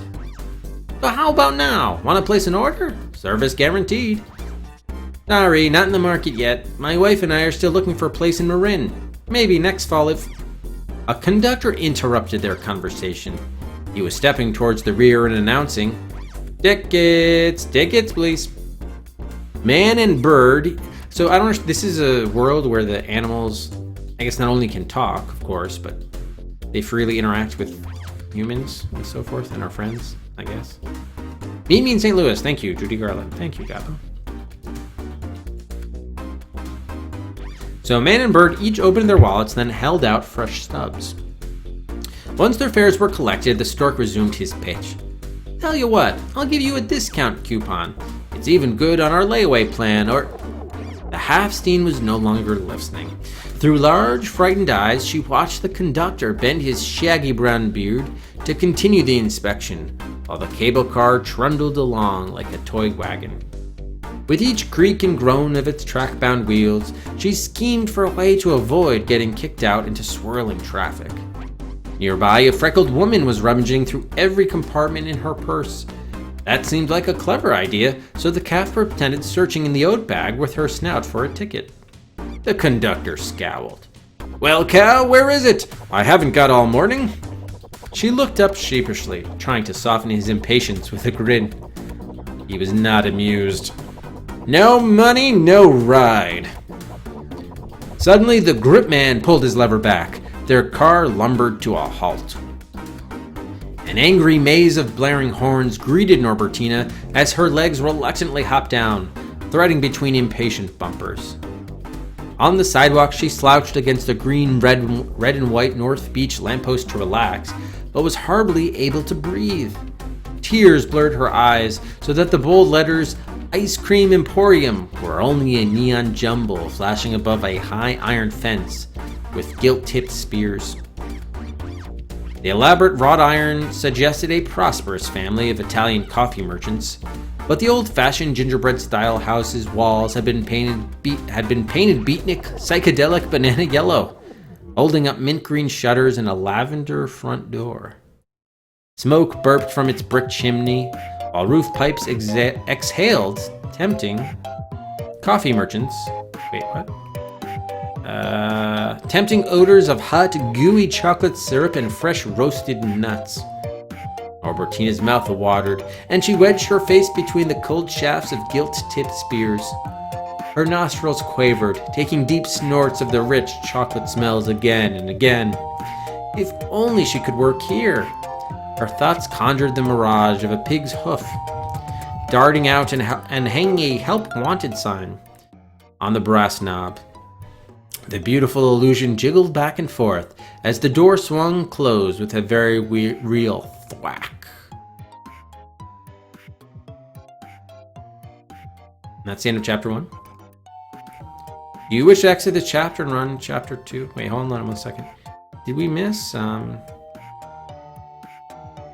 How is alphabet even part of this chapter 1 Dictopedia? Oh, so this is basically like a glossary. Okay. So I don't think we're going to actively... oh, wait a minute. Should we look at the hot words? Oh, yeah, we should. Okay. So we have Greek, Latin, Hebrew, Egyptian hieroglyphics. I guess, yeah, we won't read the full Dictopedia, but we should at least check out these hot words. Yeah, yep, exactly right, Aardvark. I guess this one doesn't do anything, though. That's the alphabet for you, though. Graphic signs called letters. Can we just look at the hot words? Oh, yes, that's helpful. Wide expanse of water.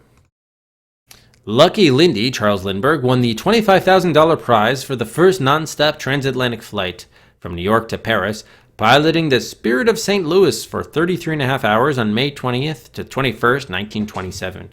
Care to see him back in the USA? Okay. Man, it's like totally different. Like, Now, this video is not in a window. It's in like a modal. All right. We have the Antarctic seas. The Arctic and Antarctic seas are home to the ocean's largest inhabitants, able to dive to a depth of 1,650 feet and lie underwater for 2 hours without breathing. Care to see one? Sure, that's a whale of a tail.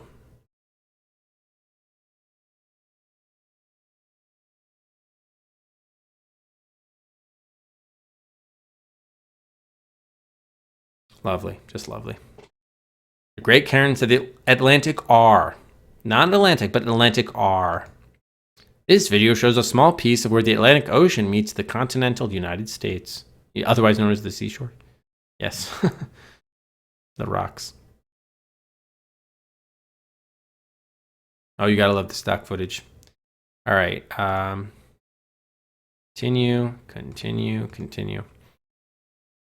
Summoned by a magical spell. Harry Houdini's name is synonymous with magic, conjuring, and escape from deadly traps. Would you like to see a bit of him?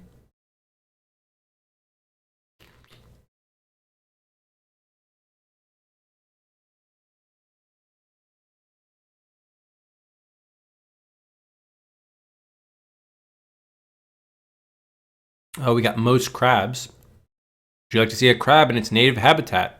Sure, I wouldn't crab about it. The crab underwater. Okay, cricket insect with thread thin antennae. Would you like to see Jiminy Cricket's nephew? Oh god, come on. There he is, his nephew. Okay. Oh, there's one right below here. Combined dictionary and encycl. Oh, the Dictopedia is actually inside the Dictopedia. And it's a trademark of Silicon Alley. We got 1 A to I. Oh, 2 is J to R and 3 is S to Z, but we can't click on anything. So it's just a graphic, an image, all right. American elms. Do you know who often lives in elm trees? Elm entry, my dear Watson. No, I can't. Cedar Point. Oh, it turns out squirrels. Squirrels live in elm trees.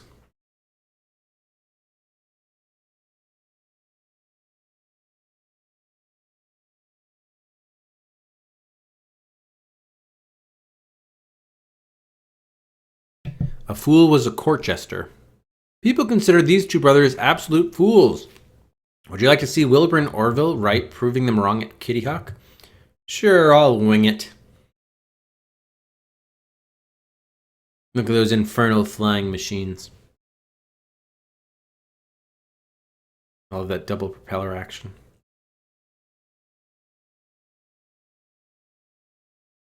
Why? That's what they included for Fool, was a court jester? All right, this is probably what we saw. Arguably San Francisco's biggest hang-up, this attraction is without peer as an engineering achievement. Without peer. This clip shows a bit of how it's done.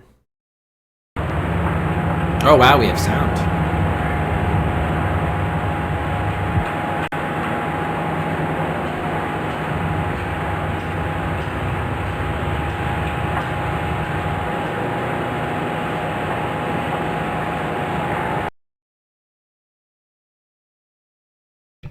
Too much for you, Cosvella? Oh, the Italian flag. The most revered Italian doesn't live in San Francisco, but in his own country within Italy, the Vatican. Care to see Pope John Paul II? Probably not, because he is dead. But there he is, in better days, in his Pope Mobile. Too bad we didn't get sound on that one, though.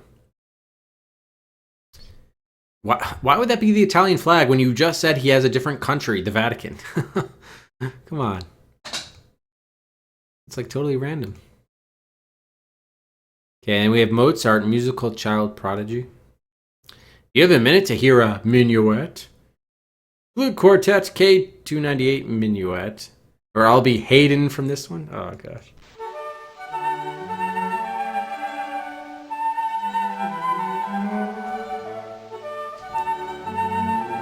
I believe it, Majorian, I believe it. Here's...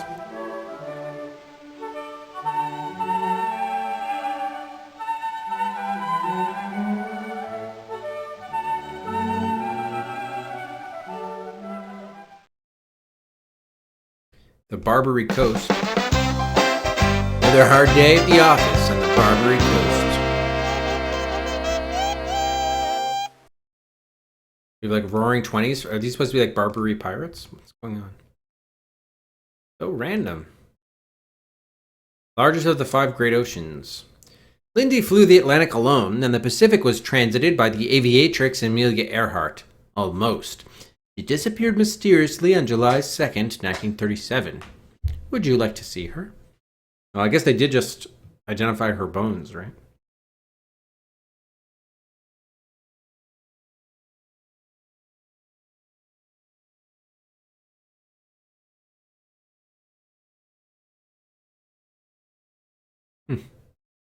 Fernand Magellan, a hard-driving entrepreneur, if there ever was one.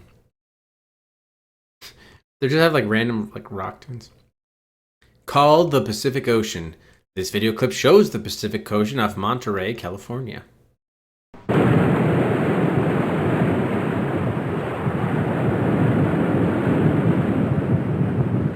Was that an otter? What is that there? Oh, maybe it's a seal, actually. Or a sea lion. I couldn't really see.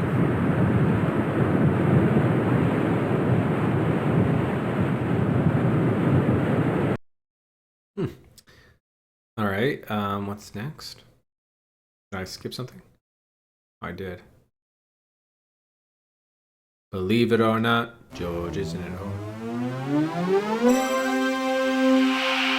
After victory in the Battle of Trafalgar, Admiral Full Nelson ordered his men under an enormous mock-up of a soldier's hat and had them pull down the main thoroughfare of Tripoli. Believe it or not. So it's Trafalgar, it's Tripoli, and Admiral Horatio Nelson. What? What are they? They're trying to make a joke? I don't get it. Well, did you believe it? Yeah, I'm gullible. Yeah, no, I did not believe it. Harumph. At least you found some humor in an otherwise dull excursion, right? Wrong. No game. I found it a pathetic, puny attempt at humor. Now we have roosters were first domesticated by the Chinese. Would you like to see a rooster? Sure, I'm not henpecked. That's nothing to crow about, though, as it turns out. It was like a 2-second clip. New York City. This video clip shows a moment of life in New York City. What a moment in life. This actually looks like many moments sped up very quickly over the course of a day. That is many moments in life. What's with that wind? Like haunting.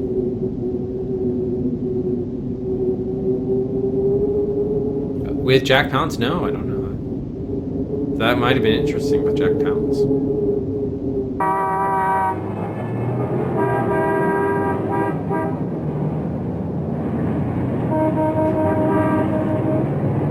What was that, Guys and Dolls? The Wiz? Chorus line? Carnegie Hall?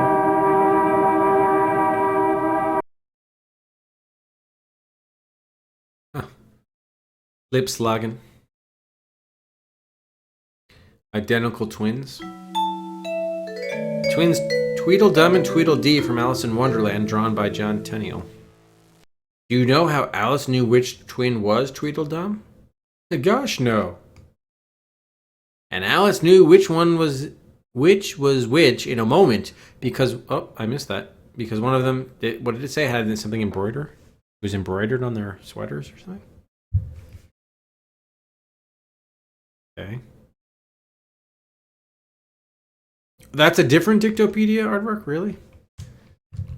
Oh, man. How is this different? Or was that like the one for the entire game? Like all 5 chapters in one? Alright, so I think we're done with... chapter 1 thing. iDictopedia. Wait a minute, do we have to do Emperor Norton? Where was that? That was in the last thing, right? That was in scene 1? I guess we can quickly see. What was his name again? Emperor Norton. The baseball had hot word in that. Wait a minute, where was this? Baghdad. I think it was here. Yeah. Oh, it's Norton's Dictopedia. Got it. Okay. Yeah, here's George Herman Babe Ruth. Care to see the Sultan of Swat? I didn't realize this was a different Dictopedia entirely. So there's the cameo appearance by Babe Ruth. It's actually footage of Babe Ruth. With music belatedly added. Da-da-da-da-da. Oops, skipped one. Or couple. Horse-drawn cars. Apostrophe S. Number 2, Berlin, Charlottesburg. Number 2. Horse-drawn trolleys running on tracks were seen worldwide about the time San Francisco introduced the more humane and safe cable car. This video clip shows the replacement for the horse-drawn bus shown above in Berlin, Germany before World War I.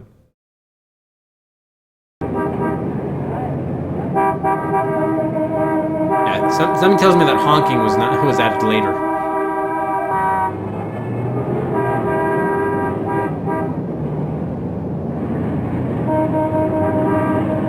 Yeah, it looks like a nightmare. They probably did not have traffic signals, so that kind of looks like a nightmare for that traffic cop to direct.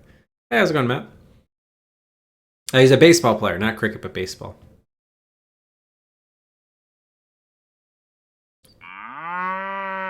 All right. Combined dictionary and encyclopedia. Okay, we saw that before. Supreme ruler of countries, an emperor. Being an emperor has gone out of fashion across most of the world.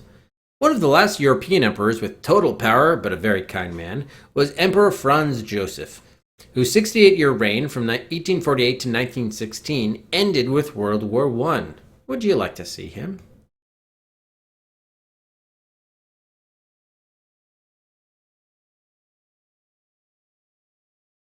He just took off his... Wait, he has a fairly large hat there, yeah.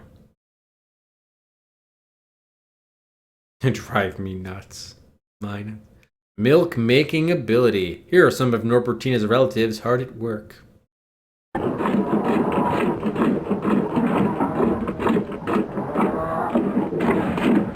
Gotta milk those cows.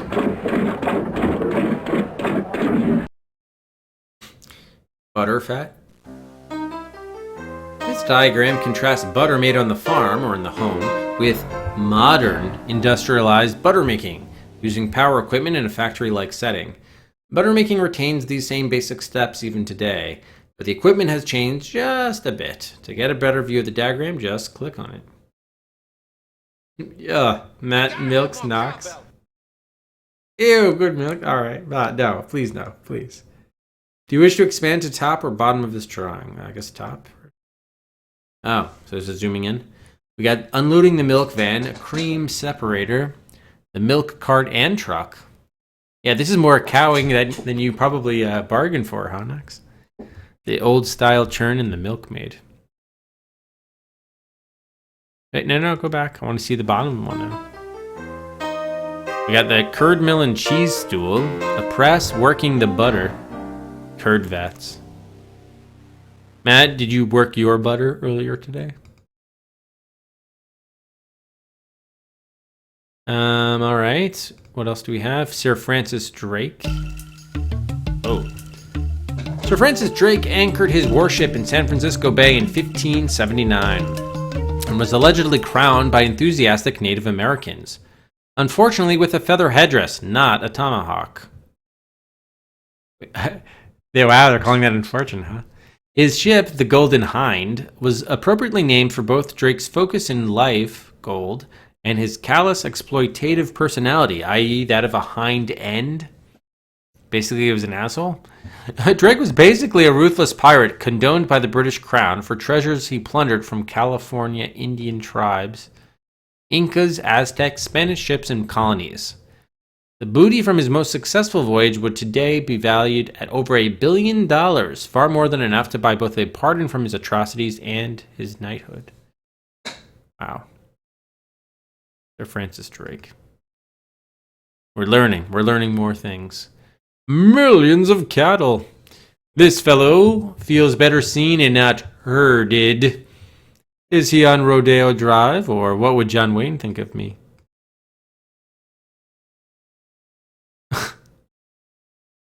That was only one cattle. I wanted millions. Millions upon millions of cattle.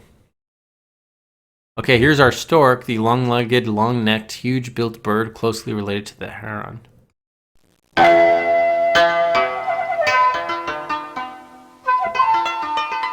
Why are we getting Asian music?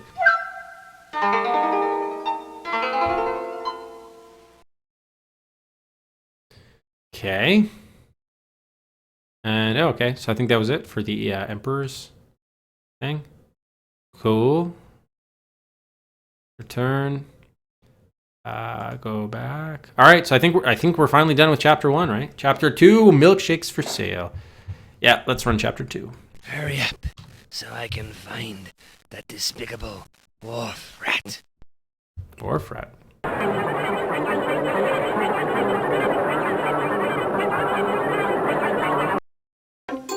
Chapter 2, milkshakes for sale.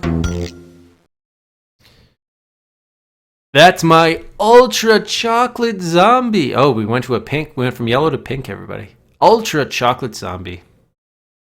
At the ice cream emporium. That's my ultra chocolate zombie! Is not! Is so! Is not! Is so! I'll show you is not!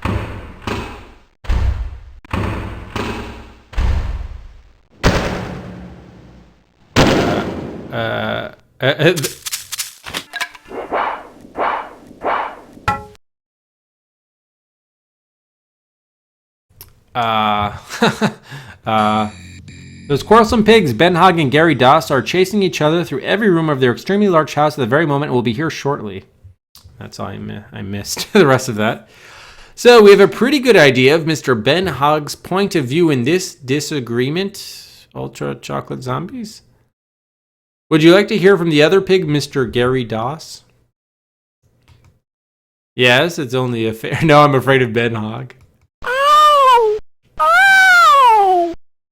Please click here so we can calm Mr. Doss and find his monocle. We would try to calm Mr. Hogg, but it is impossible. What the fuck is going on? Did it really? I'm sure it did. Yeah. Do I have to take the monocle? Wait, did I mess that up? Ow! Ow! Oh wait, we did find the monocle. Okay. Oh, so he has it. So what's the problem? All right. No, I'm afraid of Ben Hogg. All right, return. Where's this ultra chocolate zombie coming from? Is that the name of a milkshake or what's going on? No way, I just made this one. It's mine. It's not. It's so. It's not. It's so. Behind the ice cream emporium's green marble counter, two enormous pigs were arguing over a luscious 8-scoop sundae topped with banana chips and glistening maraschino cherries.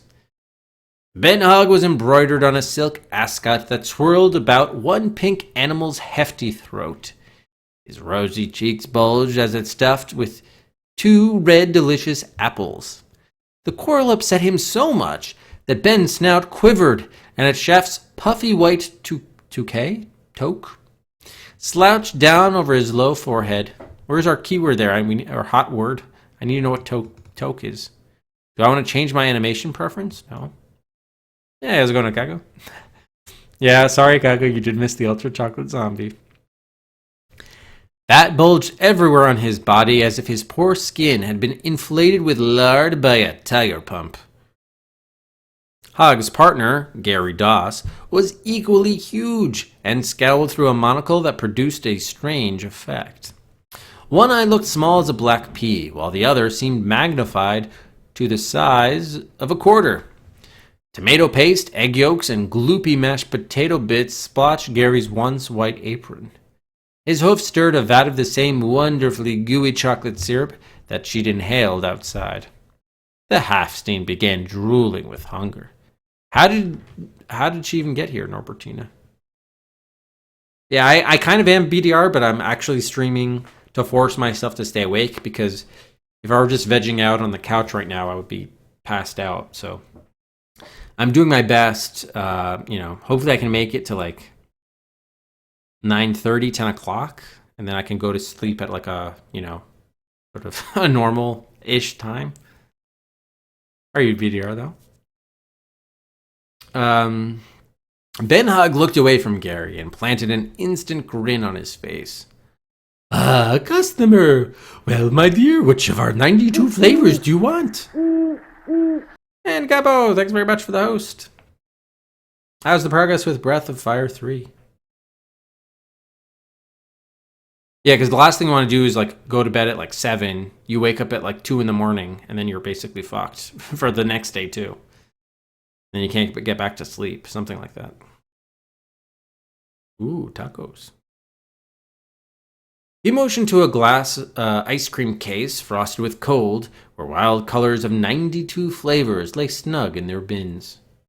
Care to try the Dazzleberry Triple Mocha Mousse? Or maybe my special Cinnamon Spacewalker Munch? There's fresh granola in every bite. Oh, that's good, Gabo.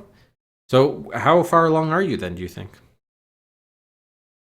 The infamous part, because you've beaten the game before, I know, right? Yeah, you're welcome to do so, Waffle. Go ahead. You can go ahead and copy the Bible if you like.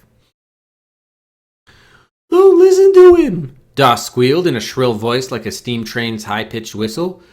If you want what's best, try my nectarine pecan tango. I picked the fruit this morning in our backyard. You won't find it better. Yes, you will. Ben wiggled his eyebrows and elbowed his partner aside. I can see from the way you lick your lips that you're a real connoisseur. The only choice is the bittersweet nightmare. Don't you even think about that, Gary grunted. It'll only pucker your lips. Oh, shut up, Ben Hogg puffed out his cheeks. This is my customer. Is not. Is so. Is not. Is so. Hogg grabbed Doss by the apron and began shaking him furiously. Candy wrappers and lollipop sticks tumbled from Gary's pockets, but Norbertina paid no attention to their argument. She focused on the wonderful sundae melting right before her eyes. Surely anything in this shop was better than last night's dinner of tasteless hydrangea petals. I'll take that! The calf pointed her hoof at the wide silver boat, holding big lumps of dark white and milk chocolate ice cream. Gary Doss placed the ultra chocolate zombie directly before a nearby counter stool. Hi, Rufus. The half-steen didn't even try sitting down. She quickly buried her snooter in the fresh, rich scoop, sucking, chewing, licking, slurping, scarcely bothering to breathe. There was such joy in filling her hollow stomach with cool desserts. Little flecks of toffee almonds, glazed tangerine peels, and sticky marshmallow delighted her tongue. Norbertina couldn't stop eating and looked up only long enough to wave away Ben Hogg's offer of an unnecessary spoon. In about 15 seconds, she was lapping the empty dish, considering a second order.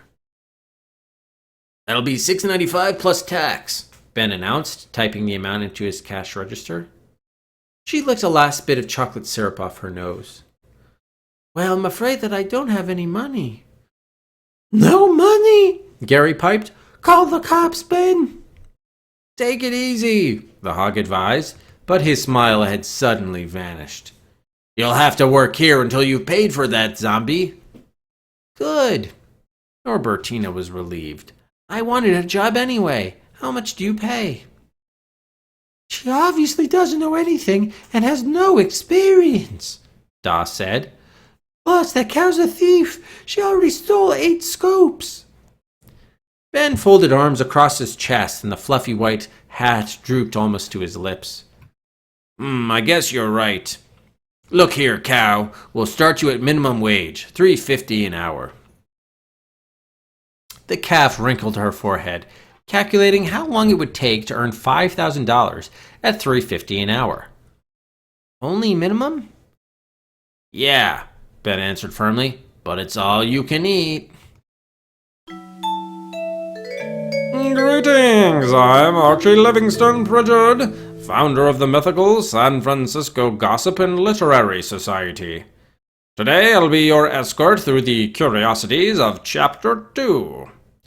I might as well tell you about the low-down nasty truth about those two pigs, since someone else in San Francisco will only mislead you with inaccurate gossip. I suppose you're wondering how Ben and Gary met, or perhaps what made them end up as partners in the ice cream business, even if they are only transients in our story. Frankly, the pigs are cousins who've been getting on each other's nerves for years. The juicy part of their memoirs began one August evening when a lawyer telephoned to say that their spinster, Aunt Hildegard, had passed away and left those swine $25 million in cash, after inheritance taxes, no less. Spend, spend, spend, they squealed all the way down Columbus Avenue. Proceeding to live high on the hog, Ben and Gary immediately booked first-class passage on Queen Elizabeth II to England, leaving the comforts of their shipboard penthouse suite for only 2 reasons: eating 20-course gourmet feasts or pumping slot machines in the Players' Club casino. Once their squandering little hooves reached London, they checked into the Connaught Hotel, where they drove the entire staff crazy with room service orders from 2 a.m. to 5 a.m. each morning. After a leisurely 3-hour breakfast, they enjoyed shopping sprees at Harrods, emptying the legendary food hall of Epicurean delights and stuffing the meager leftovers into fine, monogrammed picnic baskets for roaming about like debonair gluttons. Airport restaurants revolted them, so they traveled by railway from Venice to Istanbul in the King of Bulgaria's coach on the Orient Express. Along the way, they filched silver champagne buckets or hand-woven bed linen as souvenirs until their poor suitcases couldn't latch shut on all the stolen loot. Soon both pigs grew tired of hotel living, deciding to purchase a Swiss villa at Lake Lugano. Ben and Gary ordered caterers to prepare truckloads of hors d'oeuvres for the move-in bash. The staff rebelled at their excesses and quit, leaving food-crusted dishes cluttering the kitchen counters and dirty clothes congesting every closet and spare bedroom. It was so smelly that Haagen-Dazs moved on. Oh, I finally got it, Haagen-Dazs. Oh my god. I finally got it. I'm so tired and out of it. I just not think of it. It's Haagen-Dazs. Okay. Repeating the same pattern again and again across the major cities of Europe. At last, almost 1 year later, they admitted to me that Ben was opening a tin of caviar from their pantry when Gary received a call from Aunt Hildegard's accountant informing him that only $1 million was left. Economize, they reportedly squealed, returning to San Francisco's North Beach, much to the terror of our normally tolerant citizenry. Here they converted Brandolini's bocce ball factory into an ice cream emporium and settled on running a business where they could eat most of the profits. All this insider talk about their travels has really worn me out. I need to rest my vocals. Agreed. Click on that button up above and give me a chance to sip some of the water from this glass. Yeah, water indeed. Yeah, Ben and Jerry, yep, probably. Agreed. So I guess we need to do Archie's Dictopedia, very own Dictopedia as well. Dictiopedia. So we're just going to look for the hot words. Bacchanalia, numerous festivals. And that guy got shit-faced. What are these? Does he have like multiple pipes and then he broke his glass? Jeez. Wow. Billiards, game of skill. Oh yes, what imagery there? Let's scale down to the next one. Dictopedia. Okay, this is the same thing. Yeah. And we have falcon, any of 60 varieties of hawk.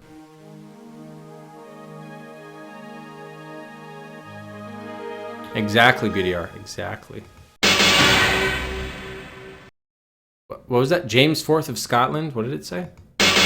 Greatest of Scottish kings with his falcon. Falconry was considered the sport of kings for many centuries. Apparently. Monkeys accept the lemurs? Are you in the mood to monkey around? Definitely. My, how we've changed. Or have we? But nobody ever heard of a monkey mother abandoning her baby or of simian tribes fighting and killing one another.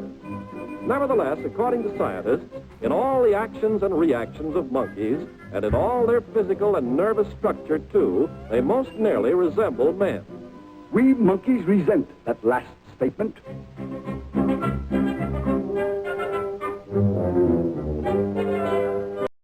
Well, now that was a clip I liked because it had a classic clip. I wish they were all kind of like that. So I just need to check. Okay, cool. Nothing too bad. Great. Just making sure there was no emergencies at work here. All right, we got hair, a large rodent. What is this one dealing with here? What are these things here? Is that some lettuce on the ground? I guess it must be. This one looks like it's in a sling. Yeah, it got roughed up. The father rabbit got fucked up.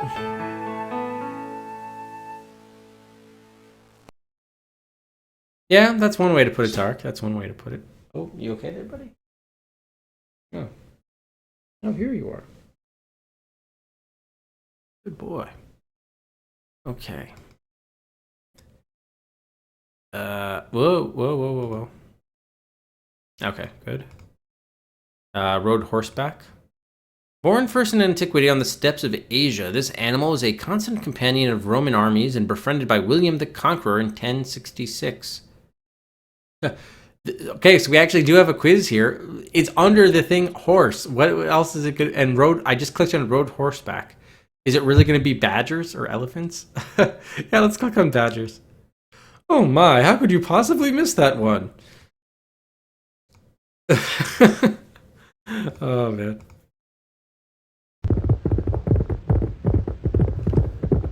All right, we got horses right. Finally, we got a quiz question.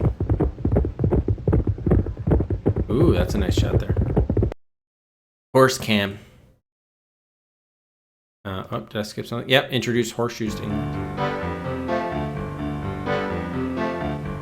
Iron and Sun, shoes for men and beasts.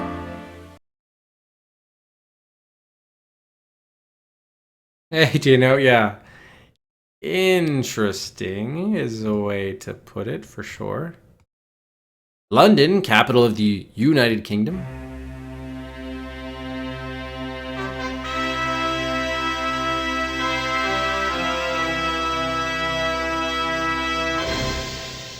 Tino, are you a Londoner? I think you are, right? The Houses of Parliament in London, as seen from the Thames River early in the 1900s. Only the style of boats in the river has changed since then. Big Ben, the famed timepiece of London, can be seen at the right. Britain's Parliament originated at the same time as the mythical Robin Hood waylaid tyrannical nobles in Sherwood Forest. When Richard I, Coeur de Lion, left for the Crusades, feudal barons forced Richard's brother, John, to sign the Magna Carta, June 15, 1215, at Runnymede. The barons formed a council to make certain the king adhered to the provisions, and in 1258, Simon de Montfort summoned knights of the shires as well as barons to the Mad Parliament. After defeating King Henry III at Lewes in 1264, Simon convened what can be seen as the foundations of the House of Commons when he held another parliament in 1265 and broadened its attendance with burgesses. Oh, close enough. Okay, maybe within a couple hours. He's from Tatooine. Nice. All right, what do we have next? Malta. There was entrance on Malta. Mozart again. Would you like to hear the overture from the Marriage of Figaro while reading the Dictopedia Ninja Natica? I'm engaged elsewhere. Sure, I love weddings. Oh, even closer. 40 minutes by train. Boom. You're in the London metro area. Suburb.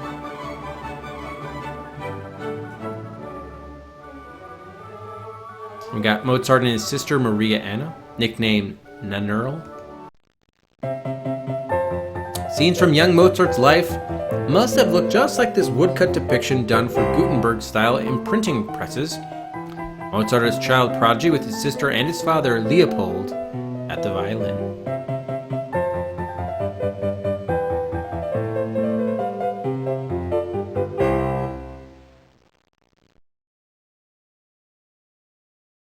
Yeah, Tino, the best way I can think about this is my version of doing like your Wii challenge showcase of like some terrible shovelware game or something, but having to play it anyway.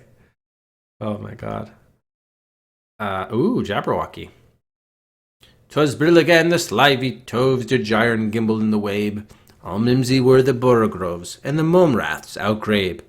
Beware the jabberwock, my son, the jaws that bite, the claws that catch. Beware the jubjub bird, and shun the frubious bandersnatch. It is not an encyclopedia. It's a dictiopedia because it's a combination dictionary and encyclopedia. The Orient Express, luxurious train. This is a distant, very distant cousin of the lavish Orient Express. Not on my silk pajamas. Okay, I'm not snobbish. The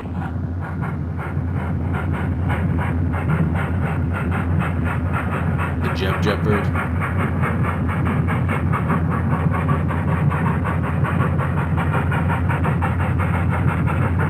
At least they recognized this was not the actual Orient Express, unlike the Golden Gate Bridge construction.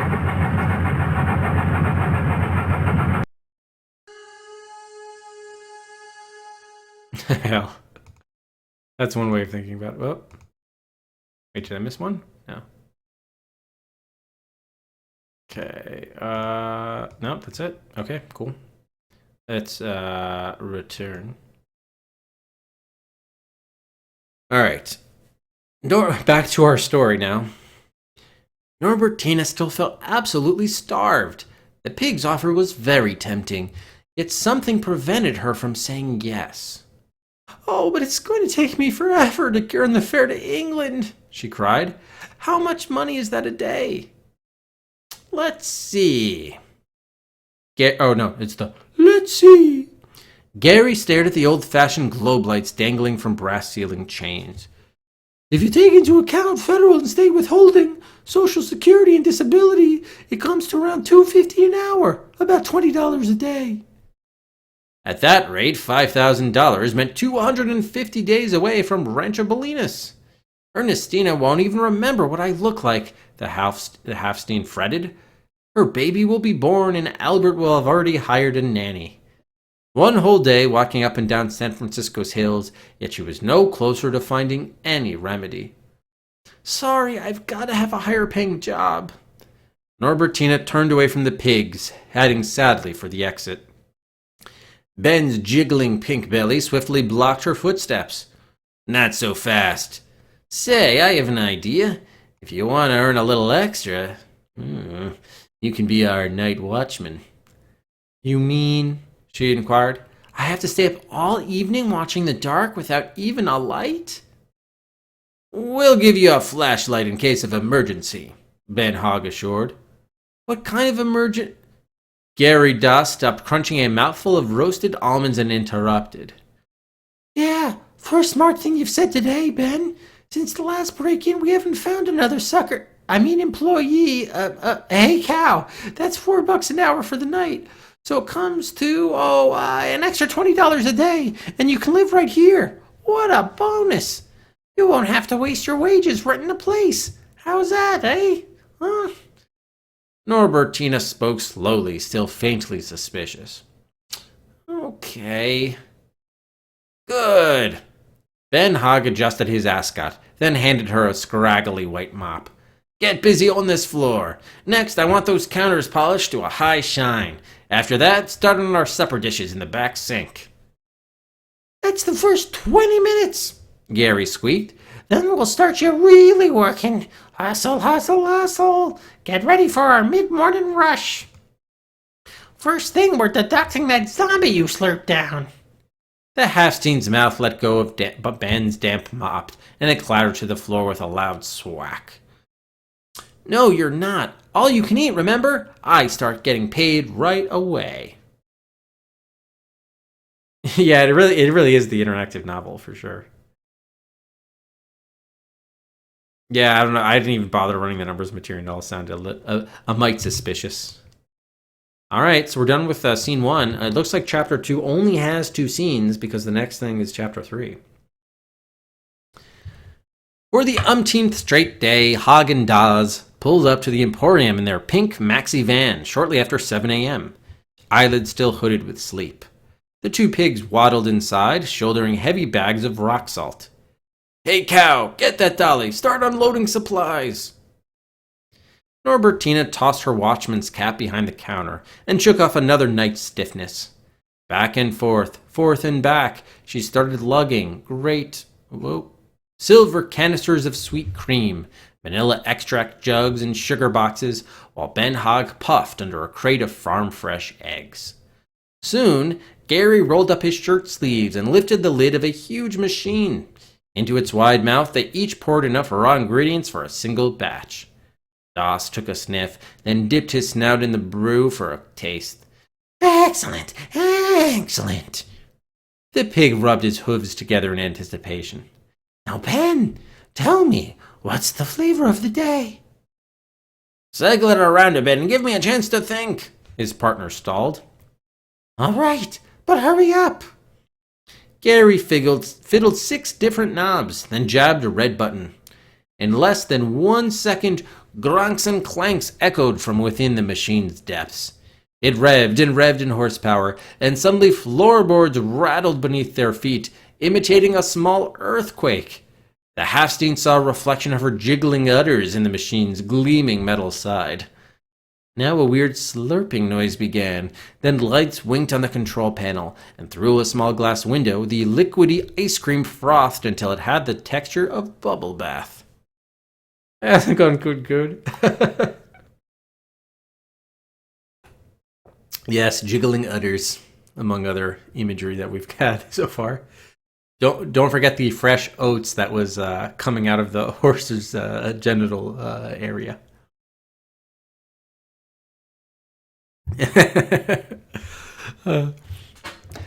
Come on, we're whipping in too much air, Gary shouted, flapping his arms to get the other pig's attention. Ben Hogg was in a trance. He went marching up and down, thinking, then frowning miserably. Every other moment he hoisted up his bushy eyebrows as if he had horrible indigestion. Deciding on flavor of the day confused him so much that he twisted his chef's fluffy white hat into a pretzel knot, yelping, Baked Alaska, popover, ragamuffin, sweet and sour dinosaur. No, shut it off. The pig impatiently kicked their ice cream machine, stubbing a naked hoof on heavy metal. Ouch! Ben grit his teeth, rubbing his fresh bruise while the motor grew silent. It's Jelly Bean Queen. Your brain's getting slow, but okay, Ben. Now listen up, cow. I want you in that counting room immediately. We need 98 jelly beans per gallon, and I'm making a 50-gallon batch. Go figure the numbers out, then bring me an exact amount. Inside the counting room, floor-to-ceiling shelves were stocked with rows of broad glass jars, holding brandied cherries, coffee beans, yogurt-covered raisins, transparent gumdrops, and 100 other candies.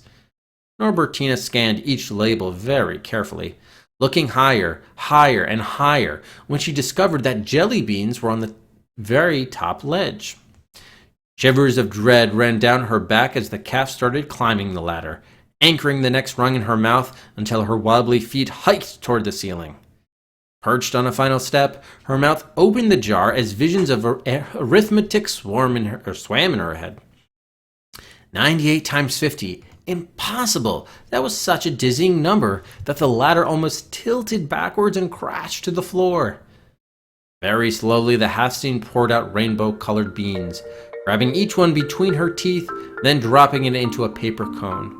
1, 2, 3,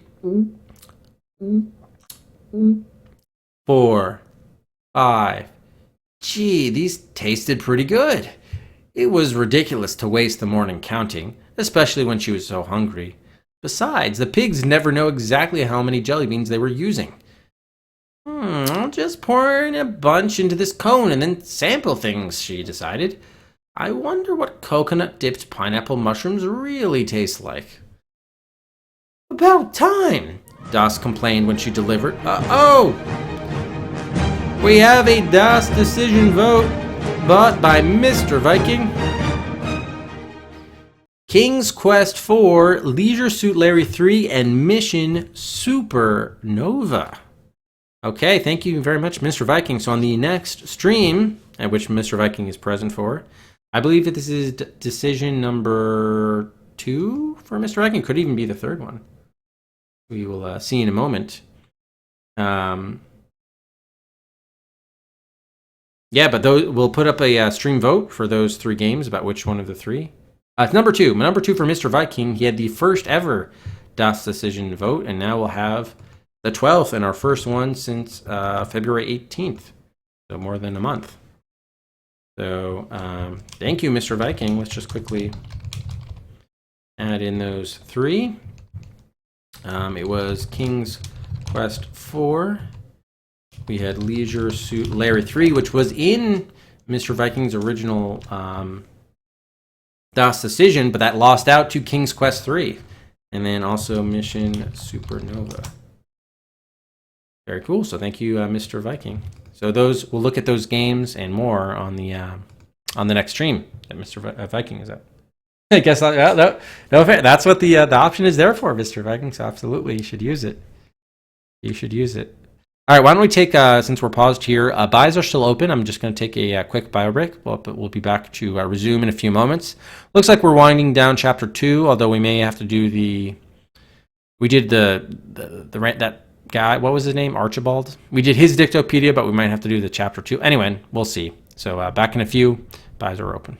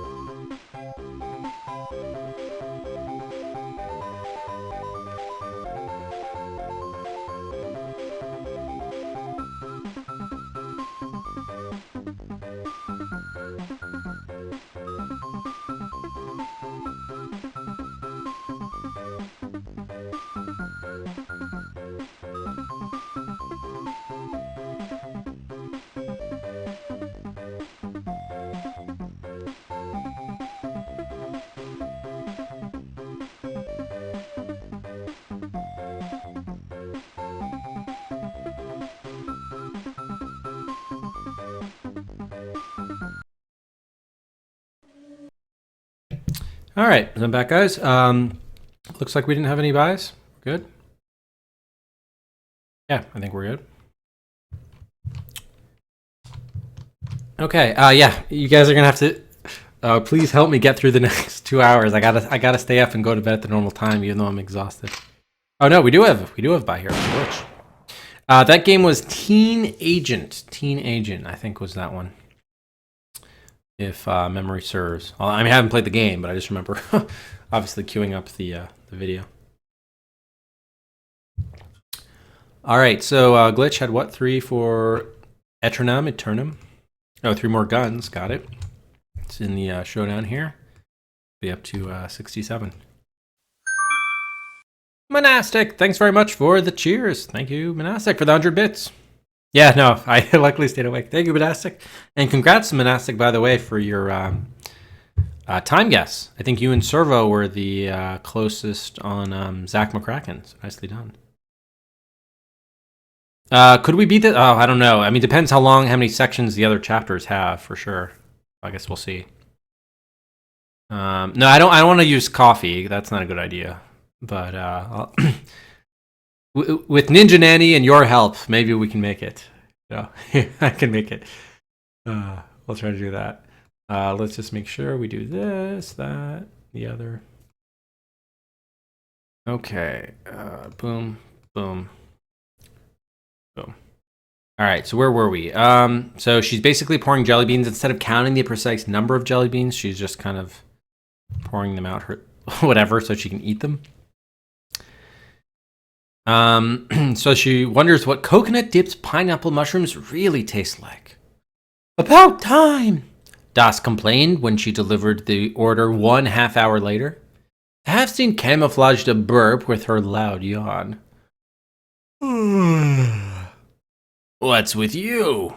Ben grumbled. Oh, just waking up, still tired from guarding your place all night.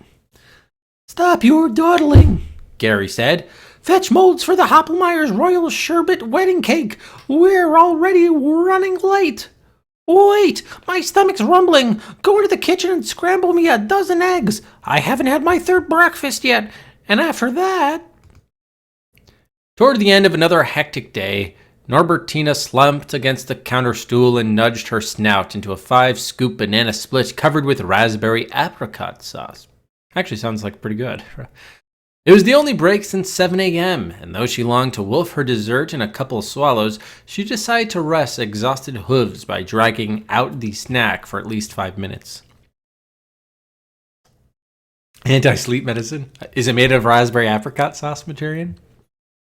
And yeah, I'm trying to engage myself as much as I can, Classy, despite the lengthy reading, the lack of, real music throughout it. Like, I'm trying to get engaged, because if I just kind of zone through this, I'm just gonna, if I'm not mentally engaged, I'm not gonna last. So I'm trying to keep active. All right. Finish that later, Ben ordered, wiping a dust speck off the wall-sized freezer. Circus just called from the Cow Palace. The ringmaster sending over a bull elephant that's very hungry and very demanding.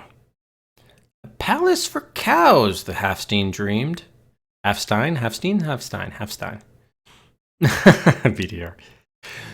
Maybe if I talked to that elephant when he came in, I could get a job at the circus. Wallace insists on a treat after every performance. We're running low on his favorite, peanut butter mud wallow. Go into the chillery and get us a 50-gallon drum. Reluctantly, the calf hobbled over to a walk-in freezer that both hogs called the chillery. Ben's old red flannel ascot dangled from a wall peg. She wrapped it around her neck for warmth, remembering Doss's story about an ex-worker who stayed inside too long and turned into a solid ice cube that took 6 whole days thawing out. The latch clicked open. Instantly cold air burned her cheeks and a lump of fear settled in her throat. Between icicles among 15 other barrels lay one marked peanut butter mud wallow. I don't know if it's boring. It's not particularly, I guess, stimulating. With all the reading, it's just tough to be so tired and do all this reading. Hey, Sorbo. Recommended ages, actually, I'm glad you asked, Tino. The box specifically said ages 12 and up. Yeah, there are aardvark. Yeah, ages 12 and up. Stimulating. Her teeth chattered as she got up on hind legs, struggling to tilt the heavy drum. It wobbled backwards, almost crushing her hooves, before finally tumbling over on its side. The barrel started rolling and pulled the Halfstein onto its icy rim until her feet were suspended mid-air. Bitter chills hurt her stomach as she slipped off, then carefully guided the elephant snack down a ramp toward the freezer door. It bounced over a ledge, breaking away from her grasp. Faster and faster, the drum rushed toward a glassed-in display case, then veered left. Norbertina chased afterwards, afraid 50 gallons of peanut butter mud wallow might swerve around the counter's other side, and mow down 2 kids nibbling 1 scoop cones. Either the customers would get badly hurt, or Gary Doss would be knocked on his huge rear end and then fire her. Suddenly, the heavy drum flung against the pig's ice cream machine. Metal slapped metal. The Emporium vibrated like a gong. There were shrieks and howls as sound waves wobbled through air. The stubborn old keg knocked over a bag of rock salt, ending its journey with a dull thud. "Oh, there you are." Ben Hogg pulled off his Walkman and looked up from reading Architectural Digest, as if nothing had happened. "What took you so long? Go close that freezer door right now." The Halfstein obeyed, returning to see a wrinkled gray elephant stomp towards the pig's blackboard menu. By the way, just muted this scroll bar. When we first went down, it was going down in chunky increments, and now it's just going down like a tiny bit at a time every time I page down. What's up with that?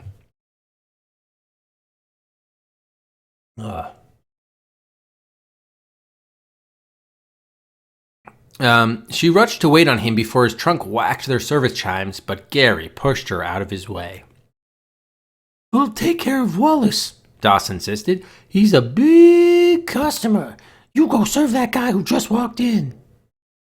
The nearsighted calf squinted at floppy sandals tracking manure across the clean hardwood floor. Greasy bangs drooped against the boy's tanned forehead. His hair was frizzy and tangled in knots and hung down to the collar of a dirty purple and yellow rugby shirt. A narrow smile twisted his face, and Norbertina's breath hitched in her lungs. It was auctioneer Frank's assistant, Melvin. Quickly she crouched below a marble counter and began running, until her nose smacked against the hog's belly. "Can't you see I'm carrying a tray of bonbons?" Ben sounded annoyed. "Where are you going?" To the counting room." "We don't want you in there anymore. That scrawny boy needs a jumbo load of ice cream." The calf tried thinking calmly. Escape was impossible. One hoof untied her apron, then she wriggled it over her face like an outlaw's bandana so that only 2 black eyes showed. "You there, cow," Melvin spoke hoarsely, his fingertips drumming against the frosty glass case. "Say, you look familiar. Haven't I seen you someplace before?" She vigorously shook her head, and the mask slid halfway down her nose. Are you sure?" I'm real good at remembering faces." "Oh well, maybe not. Get me a banana walnut milkshake." Norbertina anxiously plopped 3 scoops into a steel cup, then poured in a whisper of milk. His order clamped between front hooves while she held it under a whirly mixer. On hind legs, the calf felt Melvin staring, watching the exposed Halfstein birthmark. Oh, the birthmark again. In a panic, she cursed the slow machine, then frantically wiggled the apron around and dropped his milkshake. No, stupid cow, get the map afterwards." Ben Hogg blocked her from dashing toward the kitchen. "Make that boy a new one right away." Nah, that's okay. I changed my mind. Gotta go." Melvin smirked at the calf, then ran out in a big hurry. The Emporium's front door jangled shut, yet Norbertina continued standing very still, holding the apron tightly against her side, while Ben and Gary shouted fresh complaints. She felt dazed. An intuition of danger came over her senses, as though she were trapped in a blind alley. Her mind skittered across 10 things at once, unable to focus. She could hear her heartbeat thumping away loudly inside her eardrums.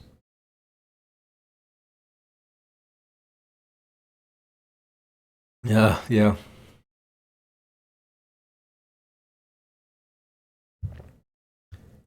Wait, all right. So Melvin was also another one of the animals at the farm, right? With Heineken, the horse, and someone else. She won't get English nanny already. Yeah. At last, the half-seen grew vaguely aware of someone punching today's final receipts into the cash register, and her eyes looked up at Ben Hogg, dressed for an elegant night on the town. 2 diamond stick pins punctured his zebra-striped ascot, while a silk top hat perched on his fuzzy pink head. Even Gary Doss had traded his stain-crusted clothes for a navy blue suit. "Sponge up that milkshake, then clean out the drum Wallace vacuumed with his trunk." Oh, right, he's an elephant, right. Melvin's the elephant. Ben pointed to the 50-gallon empty that had caused so much trouble. It stood next to what was now her banana split soup.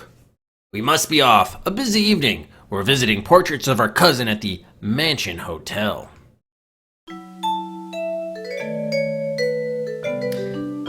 "The most important thing to tell you is not to confuse the Mansion Hotel with any respectable San Francisco hostelry, such as the Archbishop's Mansion. Although I am fictional, or at least I prefer you to think that, the mansion is a very real, well-restored Queen Anne Victorian, despite being owned by an ex-ad man who most certainly has never adhered to his brother's famous diet and exercise programs. The late Nathan Pritchkin tried to bribe me to prevent my revealing his relationship to Bob. But a true member of the San Francisco Gossip and Literary Society cannot be forced to keep a secret. It is a mystery to me why many rooms are decorated with tasteless, if intricate, murals of pigs enjoying bacchanalian excesses, despite elegant classical background music. In the billiard parlor, an unwary tourist seeking only a sandwich from the adjacent kitchen has lost hard-earned savings at pool to the reincarnated Utah Senator Chambers, known to roll a ball into the appropriate pocket manually if needed to win. Fortunately, Mr. Chambers only plays for peanuts, for you see in this lifetime the senator is a brightly colored macaw, instead of the silver mining tycoon who built this house in 1887. What the fuck is going on? They just throw like random crap. Most evenings, Claudia, the resident ghost, levitates her wheelchair to the concert piano and plays the requested selections for guests. She's usually preceded by the mansion's owner, who frequently performs Mozart on his saw, and on weekends accomplishes arcane feats of magic. Luckily, his clumsiness is shielded from innocent eyes by the odd coincidence of a gorilla clashing cymbals together at just precisely the right moment. If you are still considering staying at this bizarre establishment, let me further caution you by pointing out that the author of this story has been known to reside there, profaning a Buffuno sculpture of a horse by riding it. That alone should tell you volumes about the Mansion Hotel. Of course, I too have rested my weary ears there and nipped a little sherry between these rather lengthy dissertations. All right. And Claudia's ghost will play my favorite songs at the grand piano. Gary turned to leave. But first, our 10-course meal in the stained glass dining room. Oh my god. Did you see this? Look, the scroll bar is now in the middle. It was down here, and now it's back up here. It's definitely a troll bar. Oh my god, what the fuck? It's getting worse. Probably if we go down one more, it'll probably jump down far, but jeez. This is something else. What can you say? All right. Wait, Norbertina cried. This once, couldn't you leave me with the key? Why, so you can swallow our profits? Ben squealed. Nonsense. The chiller and counting room are off limits till morning. Oh no, it is a fucking troll bar. Oh my god. It went higher. And it barely moved down. No. I'm looking at the VOD too to see how much it went down, but it didn't go down very far. Oh no. Oh no. Oh, God. What about all you can eat? How bother the details? Gary snorted. He slapped off every globe light so the shop was in darkness except for a 10-watt bulb. Just the front door key, then, the calf begged. If there's a crisis, I need to escape. We're locking you in for your own protection. Goodbye. Without another word, the hog slammed out and clicked the deadbolt shut. They toddled off to their pink maxi van as fast as their legs could go.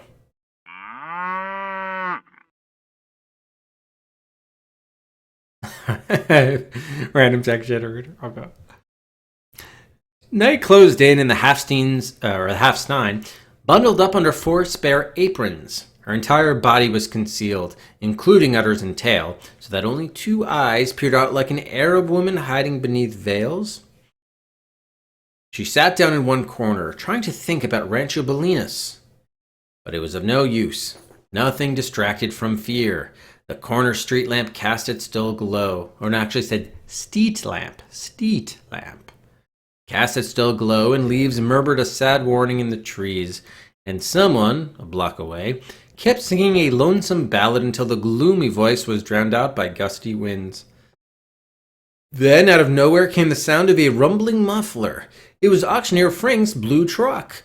Cold shivers ran across her hide as she remembered the way Melvin slammed its back door shut, and how she was once trapped in the dark, surrounded by whispers of 60 other scared cows who'd been stolen from Maynard Heppelworth's Meadowbrook Farms.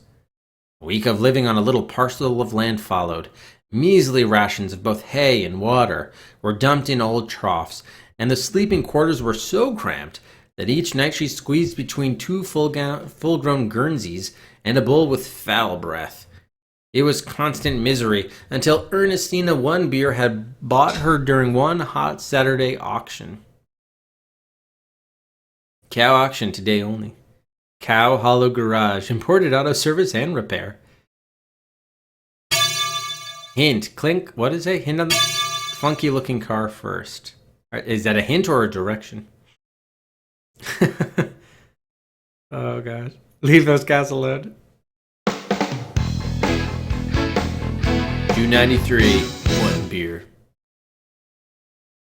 Oh, hello. Arthur C. Frank, auctioneer. I know cows. What am I bid for camp number 43? I want a strange hide.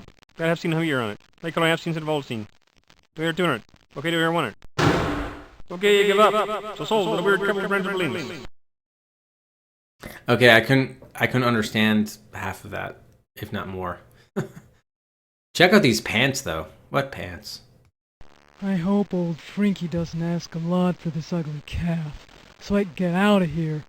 At least that clown has finally got some money to pay me with, so I'd get me a Icky Mickey's burger with those extra greasy fries. And then maybe I'll try that new ice cream emporium in North Beach for a shake. Bet they got my favorite flavor, banana walnut. Come on, AC, get on with this dumb auction. My stomach's growling. Oh, so that's AC Frank. And this is Ernestina, whatever her name is? Oh, that's the podium. Wait, really? No, then why is it segmented like this? I think that's his pants. Really? I don't see it as the podium. I hope old Frinky doesn't ask a lot for this ugly calf. Come on, you lazy calf! Woo! Yay!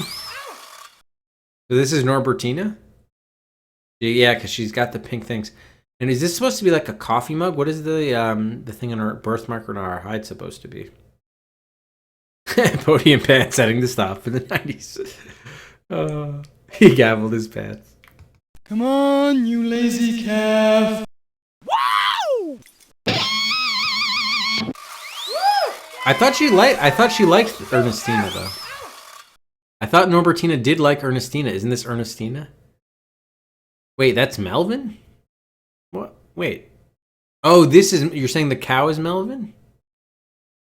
I'm totally confused. I don't know what's going on. Didn't they just say that the cow was bought? Yeah.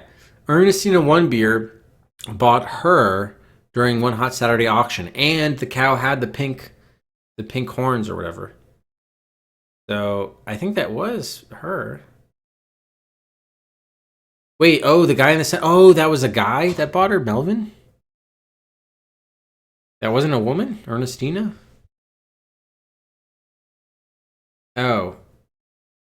Oh, she's being sold to Frank. Oh, all right, whatever. Yeah, I'm kind of out of it, so you guys probably have been following the story better than I have. Oh, jeez.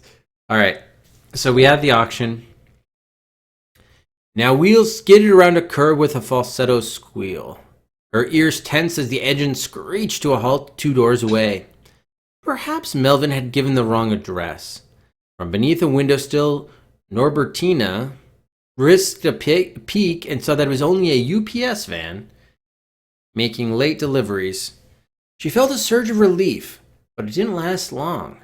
Pretty soon, footsteps echoed across the roof, and her eyes tracked the wood-beam ceiling as shingles creaked. Frank, or one of his assistants, would surely come down through the hog's chimney. The half-seen lay still and held her breath, waiting. A broomstick clattered against the tile counter. Nearby in the kitchen's darkness, something was stirring. Suddenly, there was the faint sound of padded feet tiptoeing towards Ben and Gary's ice cream machine. She was shaking all over, yet managed to grip her nightstick as a weapon. Psst! Noel Cairo? A Cheshire cat appeared in her flashlight's beam. No, I don't want to read this guy again. I hate this guy, Archibald. I'm just going to read it normal. You might be wondering about Cheshire cats. Sidney Tubbett's ancestor, the very first Cheshire cat, magically appeared upon a tree bough in Lewis Carroll's Alice in Wonderland. Like Sidney, that creature vanished into plain air, leaving its grin as the very last thing to fade away. Unlike Lewis Carroll's cat, Sidney Tubbett couldn't possibly sit upon a branch, for he weighs more than 200 pounds and must park his wide rump on well-made couches or chairs. Otherwise, he'd destroy the furniture. Yep, Noel Cairo. I think he's one of the villains in the game. Okay, I'll have to see that clip later. The author of Alice in Wonderland used the pen name Lewis Carroll, but his real name was Charles Ludwig Dodgson, a British mathematician and master of logic, who also wrote nonsense verses and children's stories. Alice was actually inspired by Lewis Carroll's friend, a little girl, Alice Liddell, daughter of the Dean of Christ Church at Oxford. Perhaps Lewis dubbed the character Cheshire Cat because the author was born at Daresbury Parsonage in Cheshire, northwest county of England. My parting soliloquy to you is a sample of Mr. Carroll's logic, advising you to return at once to the story. In that direction, the Cheshire Cat said, waving its right paw round, lives a hatter, and in that direction, waving the other paw, lives a March hare. Visit either you like, they're both mad. But I don't want to go among mad people, Alice remarked. Oh, you can't help that, said the cat. Well, I'm mad here. I'm mad, you're mad. How do you know I'm mad, said Alice. You must be, said the cat, or you wouldn't have come here. It's a sequel to Alice in Wonderland. So what is it? So does Noel Cairo, is that like another thing like Haagen-Dazs, which I'm so tired I'm not picking up on the reference? Or Dashiell Hammett. Oh, is it a Dashiell Hammett character, BDR? So a Cheshire Cat appeared in her flashlight's beam. He was standing all alone, with a watchful grin on his face. The cat was extraordinarily fat. Its stripped tail curled out of a white linen suit that framed a silk riverboat gambler's vest. Its buttons puckered and threatened to pop off at any moment. Oh, Joel Cairo.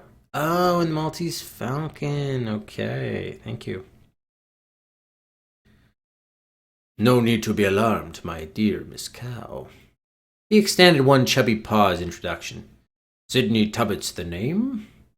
Even as he spoke, the cat was never still. He kept cocking his head in sharp little jerks, and all the while... cocking his head in sharp little jerks. All the while, his Luminous green eyes tracked every shadow for a clue. Perhaps the cat was Frink's spy. What are you looking for? Norbertina asked suspiciously. A black bird, also known as a falcon. Oh, Peter Lorre, thank you. Okay, so that'll allow me to give him a voice. Sidney replied. He latched open the cupboard door and daintily lifted one lid off of a pot, bending his thick neck to sniff its interior. Why are you looking here? Do you think it flew through the window? No. Tubbit's belly shook with laughter. Nothing like that. It would be too heavy to fly through the window. Is it a crow?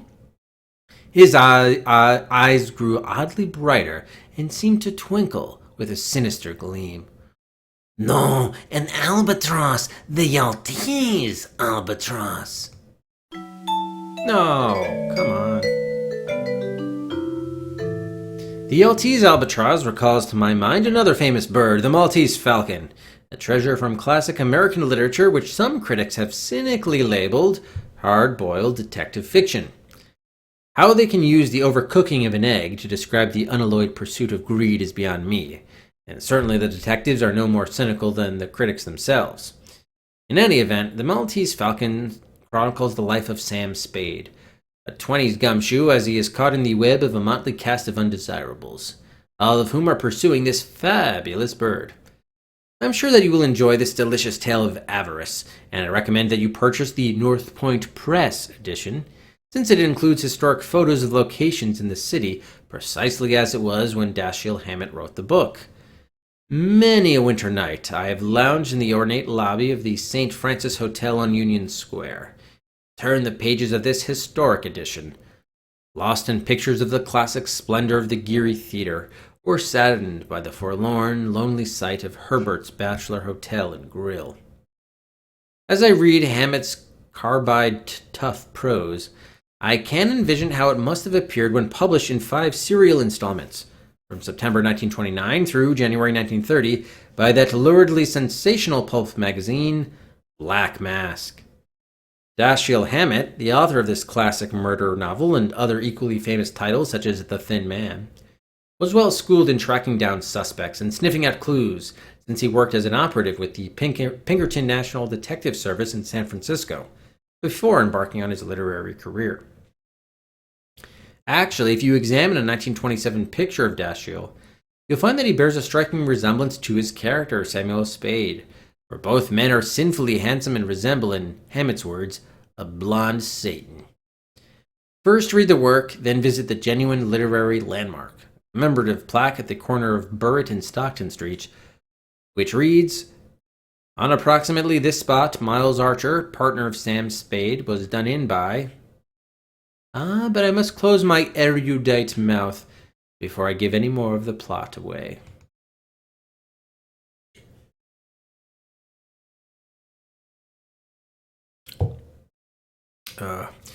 Here, all the way from Yalta? No, my dear Miss Cow. A good deal further in both time and space. Yalta, the Maltese albatross. I saw it the last time not far from here in the hands of a certain despicable rat. Oh, but there's no need to bother you with such trifles. Would you be so kind as to fix me an after-hours snack? So here's the despicable rat. Don't tell Sydney. I have the bird. Oh, by the way, I am not despicable. I'm a perfectly respectable businessman. See you later.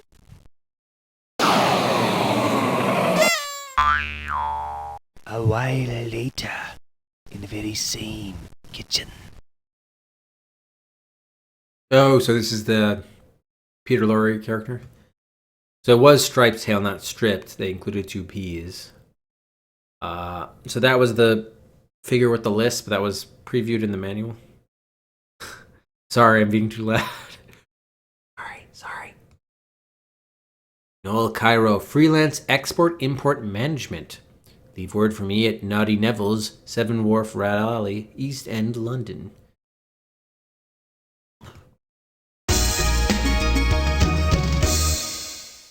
Have you, perchance, seen Noel? No. Noel Cairo, that is? You haven't. Wait, I thought you were Noel Cairo. Despicable wolf rat. What? So that's not Noel Cairo? Oh, that's the Cheshire Cat.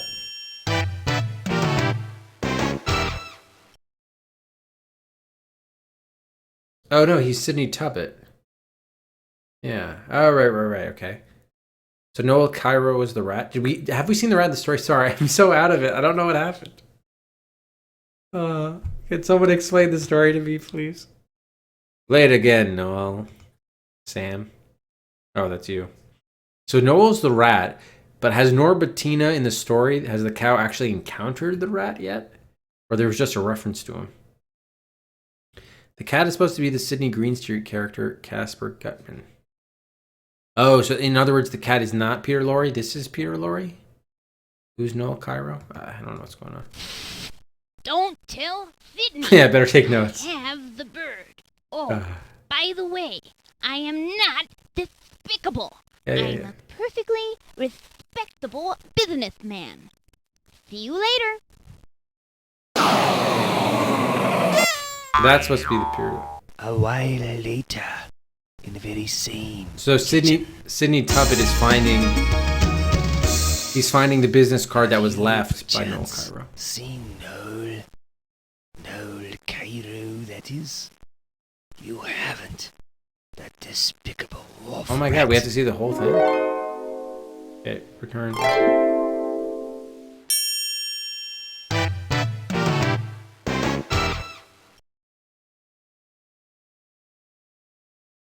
Naughty Neville Chamberlain?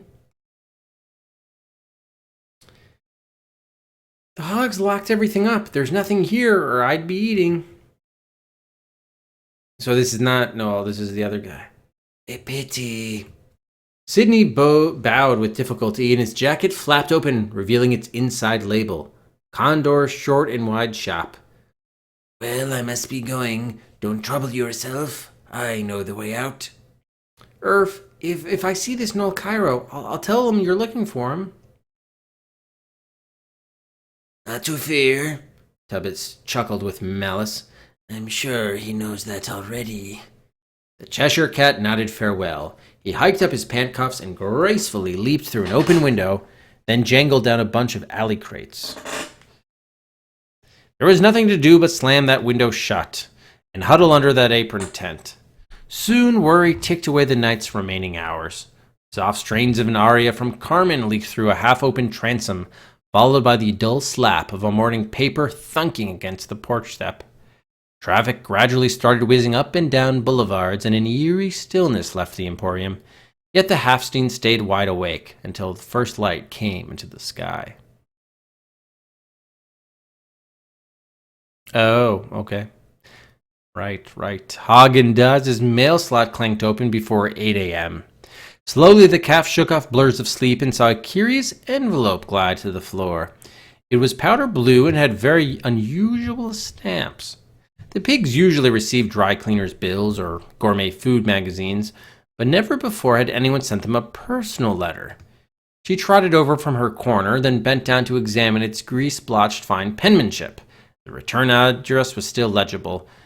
Everard Jacob Hogg, Esquire, 76 Belgrade Cottage Lane, Kiftskate, the Cotswolds, England. England! Her eyes blinked, reading the words again and again to make sure this wasn't a dream. No, it was real. In a flash, her teeth lifted up the metal flap, and Norbertina shouted, Post sheep, come back! An old gray sheep had already opened the Emporium's wrought iron gate. With a rumble of protest, his woolly butt swung around.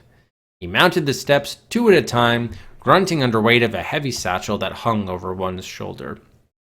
His face was like a fuzzy old sweater with 2 small, felt-tipped ears wiggling in the morning breeze. The post sheep hunched down until his glassy black eyes peeped in at the grate. What do you want? Information. His hairy muzzle opened in a wide yawn. I'm so tired, but I can't stop long. My route's half an hour late. Hurry up, because my boss is a bad mood. Could you please tell me what it costs to send a package to England? That all depends on the way, he answered quietly, pulling each word out as though fastened to his tongue with a rubber band. One moment. Norbertina dashed behind the hog's counter and pounced on their scale, then zoomed back. 253 pounds, exactly. What class? Class? You mean category, like animal, vegetable, or mineral? No. First class air mail is the most expensive. Cheapest would be steerage, but by boat. Takes weeks to get there, but you'd save a bundle. Okay, the half-stein agreed. How much is the cheap one? He pulled the thick manual out of the satchel, then perched some bifocals on his nose. Let's see now. Ever so slowly, the sheep began flipping through his pages backwards, muttering. Yugoslavia, Tanzania, Lithuania. Nope. Holland. She was about ready to tear the book out of his hooves when the post sheep said, "Oh, here we go. England. $1,107." I think I've done this before when I did the sheep voice. $1,170? Was he serious? That meant she'd already earned enough to mail herself to England, with money left over for Nanny's school and a place to stay. A place where no one would lock her in at night. The calf leaned forward for a closer look, nose almost jamming the entire mail slot. Yes, it was true. Very suddenly, with a warm feeling of hope spreading throughout her entire body, Norbertina lifted her head and almost gave the ruffled sheep a kiss. Color was rushing to his cheeks as if the mangy animal guessed her intent. Not a bad price, but don't get so excited. The half-stein took a deep breath, spinning around on her heels. 4 aprons went flying off her back in the middle of a pirouette. Tomorrow morning, while Haagen-Dazs mopped their own floor, she'd stand on deck, watching seagulls glide in salty air as the cruise ship sailed toward England. Oh yeah, Yugoslavia, that's right. Well, Tanzania exists. What was the other one? Oh yeah, well, Holland is really Netherlands. Lithuania exists. All right, finally we finished it. I think we have to do the Sticktopedia though. Do we? Yeah, we do. Shit. All right, let's do it. Hopefully there aren't too many things. Oh, we have another Rudyard Kipling one now. Oh. All right, last and greatest opera from Carmen. Would you like to hear Bizet's Waltz of the Toreadors from the opera Carmen while you peruse the Dictopedia in Germanica? Sure, what is it? Carmen sounds charming. Look, this is another troll scroll bar. Look at this, hang on. Okay, I want you to see this. Look at the distance of the height of the scroll bar. Okay, earlier with chocolate, it was down here. The scroll bars do not work properly. Now it's up here. What is going on?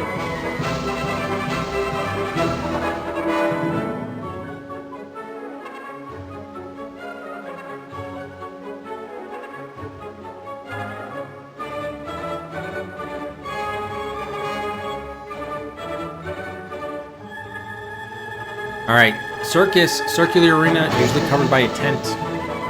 Here's the big top in action.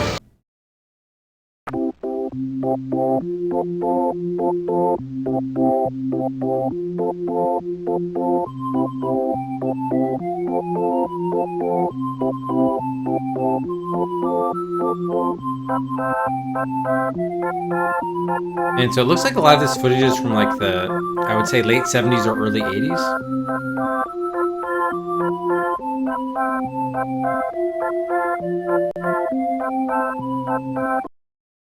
Wild animals performing tricks. Which is a rhino. Okay. What is he smoking on the rhino? Or was that an armadillo? A giant armadillo. Poke on that. Yeah, so by the way, we're on the seas, and look how far down we're roughly 40% of the way, and we're only on the seas. This scroll bar is definitely broken. Okay, the Dictopedia we've seen before. Elephants can grow to 9 feet, weighing 250 pounds. What did Tarzan, mighty hunter, mighty fighter, call his favorite bull elephant? Cheetah, Horta, or Tentor? Cheetah? Try again. Well, if you gave me the opportunity to try again, I would. Horta? No, I don't know. I'd never watched Tarzan. Tantor. Would you like to see Tantor in action? No, my trunk is already too full, or tickle the ivories.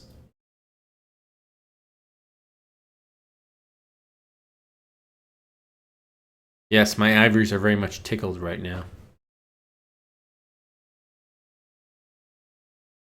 England, an island country.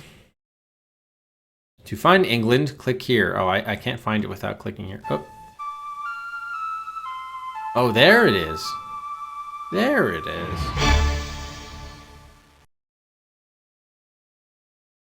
Oh, frabjous day, Kalukale. And that's the USA. Born in the USA.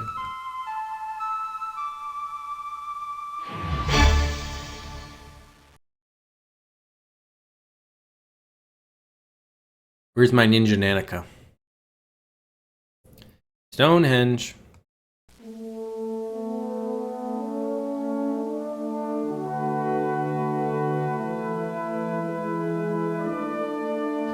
Stonehenge is so old that the source and date of its creation were forgotten by the time the Parthenon was erected in Greece, or Pythagoras discovered his immortal theorem. Even the Druids who celebrated ancient religious ceremonies in its ruins did not know how or why it had been built. In the 12th century, how is Stonehenge even relevant? In the 12th century, Geoffrey of Monmouth wrote that it had been conjured by Merlin to mark where the earls and princes lay buried. Oh my god. Alright guys, I'll try to make it through the end of chapter 2, but I think we gotta call it at the end of chapter 2, unfortunately. I'm just dying here, I'm dying. Alright, until this century, Stonehenge was so little known in England that King James I was astonished to find it on the Salisbury Plain during his trip there early in the 1600s. He sent a famous architect, Inigo Jones, to draw a plan of the stones and to find its origin. Is this a cross between Indiana Jones and Inigo Montoya? A task Jones found as impossible as archaeologists do today, despite far more sophisticated tools. It took an American, Samuel P. Langley, third secretary of the Smithsonian Institution and founder of the Smithsonian's Astrophysical Observatory, to guess Stonehenge's incredible and astonishing purpose. It is a very accurate astronomical clock and can be used to predict the seasons. Could Neolithic Stone Age man really have built something so sophisticated?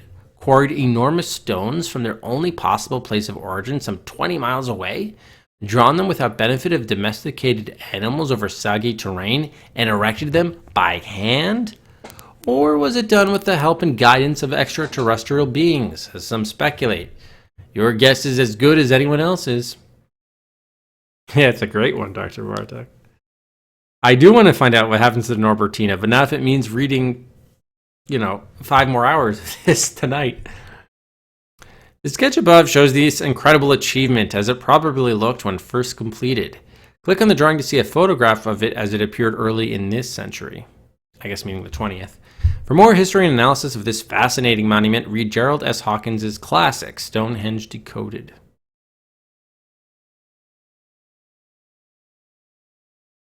Okay. Early citizens, Woodhenge. Stonehenge and Woodhenge. Oh yeah, makes sense. A not-so-early citizen of this island nation was arguably its most famous leader, taking Britain through the crisis of World War II. Would you like to see Sir Winston Leonard Spencer Churchill?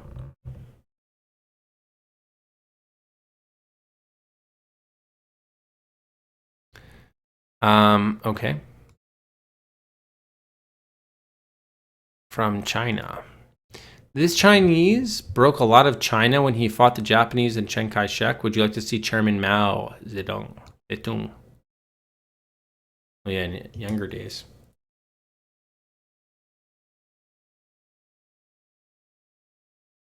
China. Kifsgate, a cozy village nestled within the Cotswolds.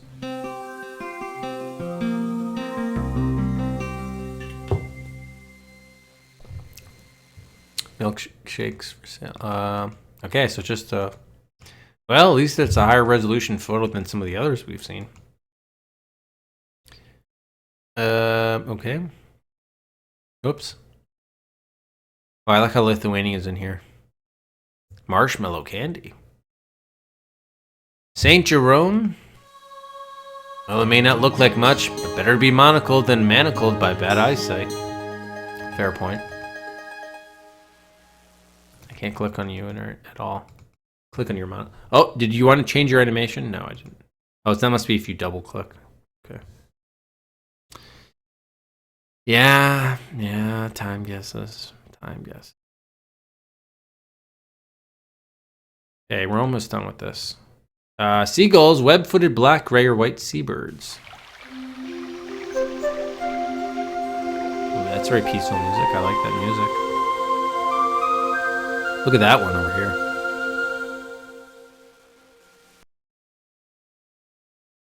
Alright, we have a smaller California gull. Would you like to meet Mr. Gulliver? Oh, Mr. Gulliver. Okay.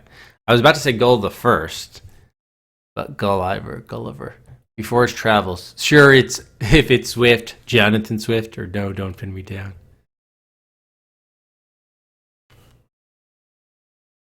Oh, what was the name of that other book? Jonathan Livingston Seagull or whatever? Lions in Tanzania. Would you like to see the king of the beasts? No, I'm allergic to cats, or I'd like to see a pride of lions. That's not a pride, that's just one. That's a second, but if you're telling me I'm a pride, I should see them all together, you know. Instead, I'm just seeing standalone shots of one. Nah, that was not a pride of lions. You lied, game, you lied.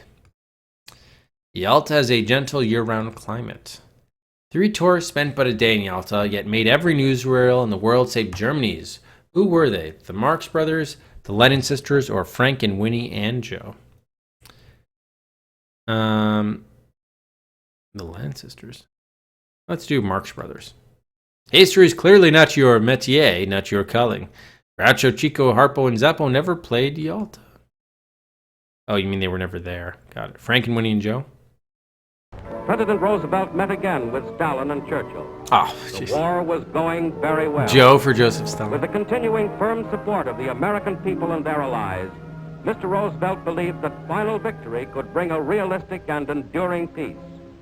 In his last public appearance, reporting on Yalta to Congress and the nation, he expressed that belief simply. And these, perhaps of all, are the words that Franklin Delano Roosevelt might have wanted us to remember. Man, I love old newsreel clips. I'm confident that the Congress and the American people will accept the results of this conference as the beginnings of a permanent structure of peace, upon which we can begin to build, under God, that better world in which our children and grandchildren, yours and mine, the children and grandchildren of the whole world, must live and can live. Wow. I'm going to go on a limb and say that this is probably the only stream on Twitch you're going to find tonight that is streaming archival speeches of Franklin Delano Roosevelt. Just going out on a limb there. All right, Roosevelt. Man. FDR's mood just after the attack on Pearl Harbor was quite different from that after Yalta. Would you like to see him as he rehearsed his declaration of war? I ask twice now. The Congress declare that since the unprovoked and dastardly attack by Japan on Sunday, December 7th, 1941, a state of war has existed between the United States and the Japanese Empire. Hey, Soundmeister. No, it's more like it's not exactly a browse for the game. It's more just like an interactive story. Oh, thank God, and it looks like we hit the end of chapter 2. Dr. Bartek! Thank you very much for the $1. the $1 tip. Thank you, Dr. Bartek, for a creamy milkshake. Oh boy. For a creamy milkshake after this smile. Thank you, Dr. Bartek. I actually had a smoothie earlier today because I needed like something refreshing and sort of nutritious after not much sleep. I wanted something like brighten stuff. That's very nice. So thank you, Dr. Bartek. All right, we need to hide that. All right, so I think we're done with chapter 2. Chapter 3.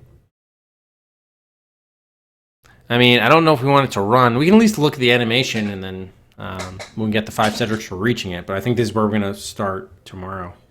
Trouble canceled. Take your time getting to that next chapter. I'm in no hurry to meet that cow in my post office. Oh, that was the sheep. Was this Jesse Owens?